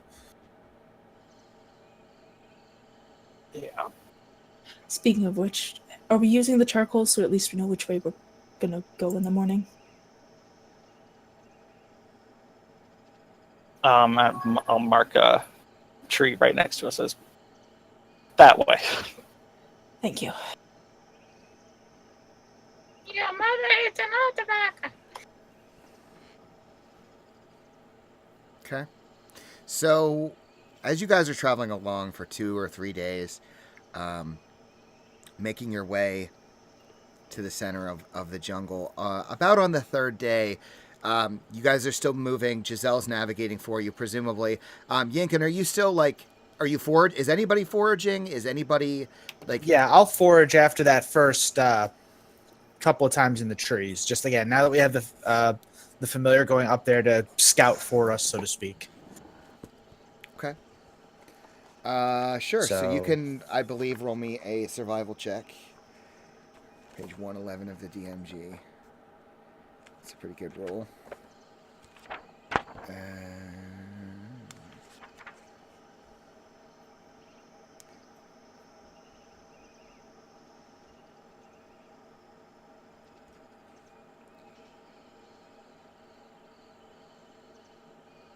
Yeah, so you are able to find. There's not a lot. The water here, some of it is kind of stagnant and not safe water to drink. But you do find a few pools here and there where the water seems to be moving, so you're able to refill your water skins as you're moving along. You can find a few leaves and maybe a few berries that seem safe to eat. So yeah, you're able to gather just barely enough for the group. It's difficult. Well, it's something besides good berries, ladies and gentlemen. So enjoy it if you can. Well, it's organic at least. And I think that the berries that Yinkin makes are probably a little bland, probably.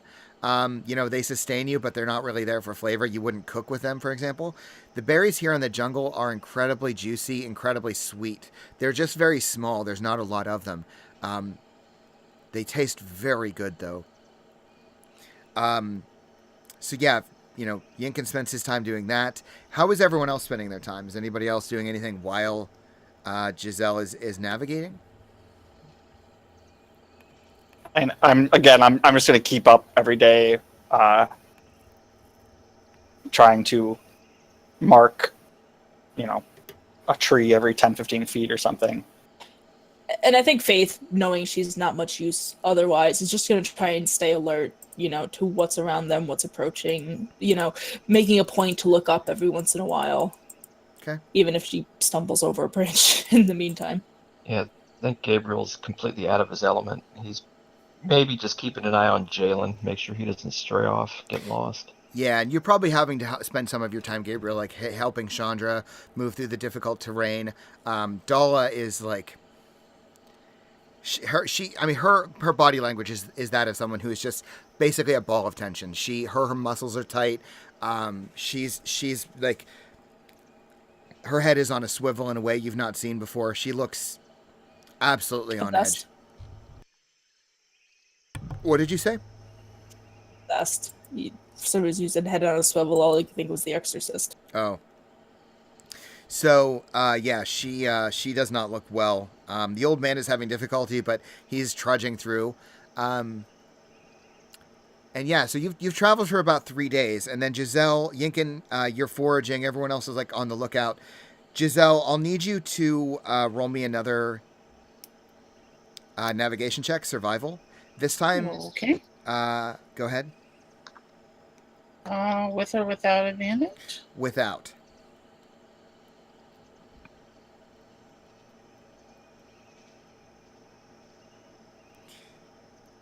The reason you don't get advantage is because Mr. Sprinkles informs you very quickly, and you look through his eyes.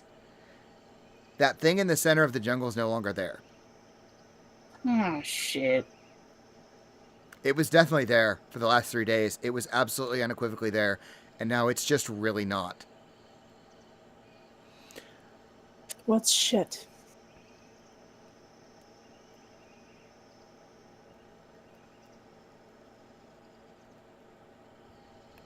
Giselle. Sorry, I was pushing the wrong button for push to talk. It's, the place we were going is gone? You mean gone? It's not there anymore. It's gone. It was definitely there. We were definitely on the right path, and now it's gone. I assume this is your companion's reliable vision. I can see through his eyes. It's gone. Places just don't disappear. I know. That's why I'm confused. I mean, Yink and the rest of him disappears when he turns into a spider, too, so it's not completely unheard of. Faith just gives you a look that this doesn't compute. She doesn't see how they're connected.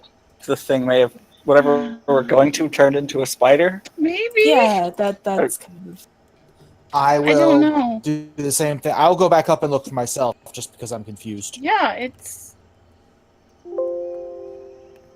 I'd have Mr. Sprinkles bring you up, but I think he'd eat you. Okay.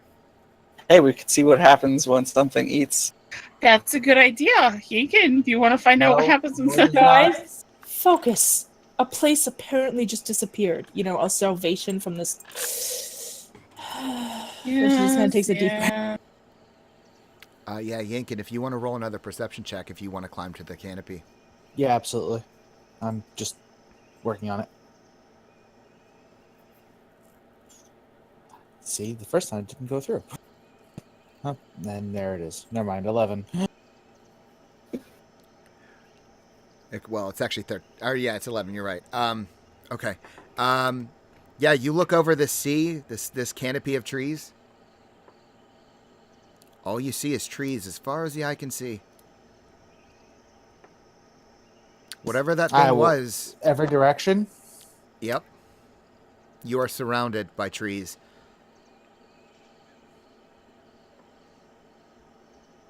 I will come back down and look just as baffled. No, she's actually right. Well, we were getting closer, though. She looks smug.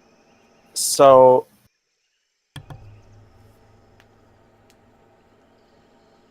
I mean... How does a place just disappear? When we're practically on top of it. I don't know.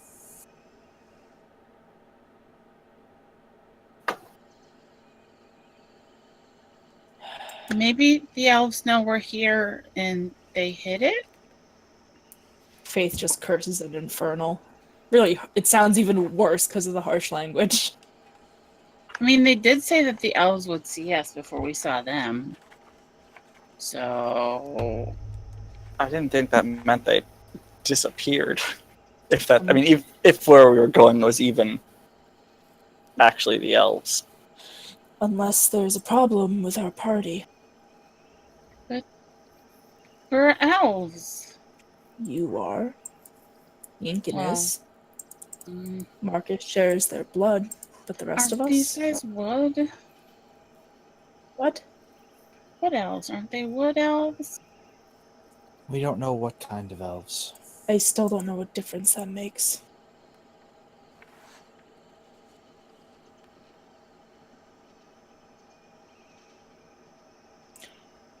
So now what?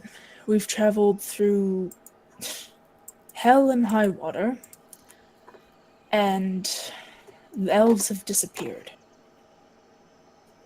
Are we going to turn around? I think we should just keep going. Maybe they just made it invisible.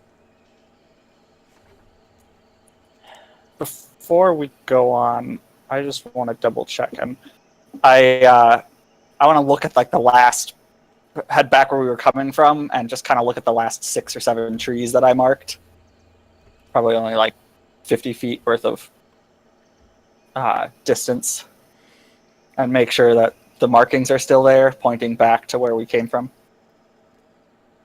It seems like somehow you got turned around because those markings aren't there.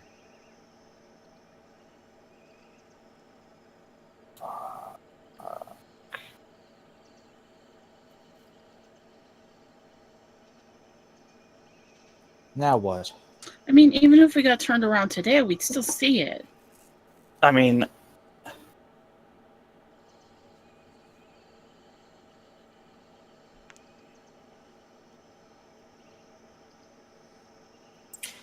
What do we hear? I mean, I know you've got like a track playing, but does it seem like it's, for lack of a better term, on a loop?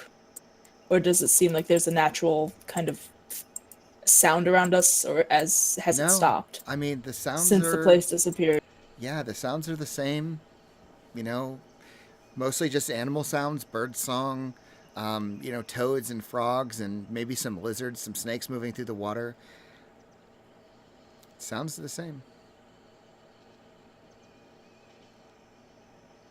Can I call out? Sure. Hello? I'm speaking in Elven, obviously. Yeah. Hello? Is there anybody out there? You don't We hear mean any... you no harm. Yeah, you don't really hear anything. There's no response.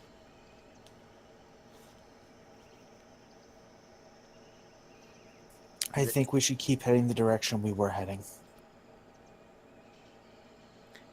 Yeah, you're... I motioned back towards where Marcus came back from. In which direction was that? And we don't even know anymore. Good point.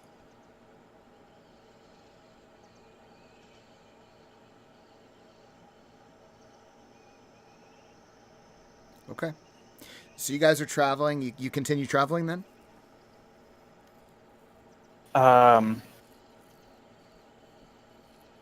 No, wandering blindly is a bad idea, I think. Probably. You're going to start losing daylight pretty soon. Maybe we should just burn the woods down. No. I'm kidding. No, you weren't. Maybe. Ooh, okay. Maybe we should just stop. Stop. What? Stop for the night. Stop here. We've been traveling. We've been close. We've been getting closer. And it disappeared. Because we got too close. If they're going to find us, this is when they're going to do it. So we sit and see if maybe they come to us tonight. Make our Instead camp of very wandering obvious. away in whatever this maze of trees is.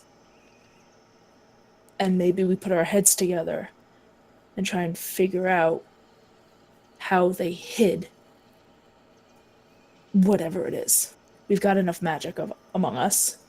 We could try and figure something out.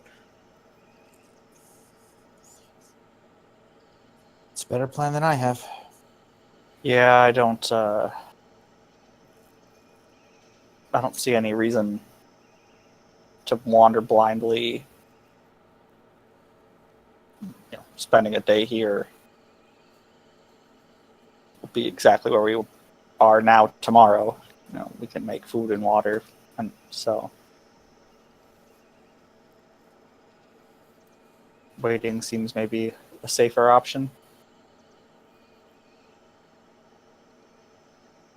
Who knows? Maybe whatever we were heading towards will be back tomorrow. Maybe it just disappears on this day. Okay. So you guys are all just gonna stay where you are? We camp. Yeah. Establish a better I'm sure, yeah, we've been doing like makeshift, trying to find comfortable spots up against trees. Yinkin, Hmm. maybe see if you can talk to some of the creatures. See if they know anything about this disappearing place. I can give it a try.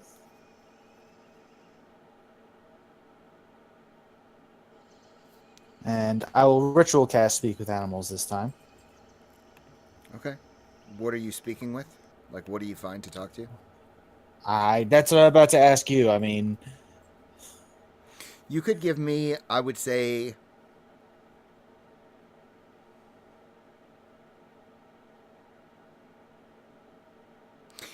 I don't know, nature, investigation, perception. I don't know. I don't know what works. here. animal handling, beckon something closer. Yeah. Okay. That works. Okay.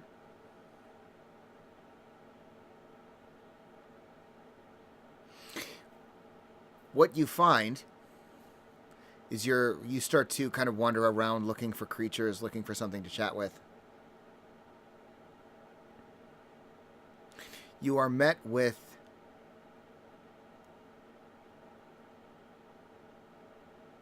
something that kind of emerges from the water beneath you. It has a lot of teeth and a very large mouth. And it looks Hello. distinctly... Hang on. I'm going to show you what it looks like here. Not what I wanted. Is that what I wanted? Shit. Sorry, give me a second. Working off of two screens is sometimes a pain in the ass. Come on, where are you? Did I spell it wrong?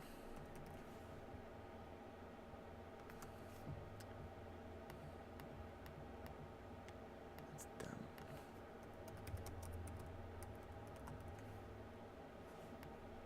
This should work. Yeah. It looks like that. Right then. And it opens its mouth and starts to snarl at you. And I think that's where we'll pick up next week.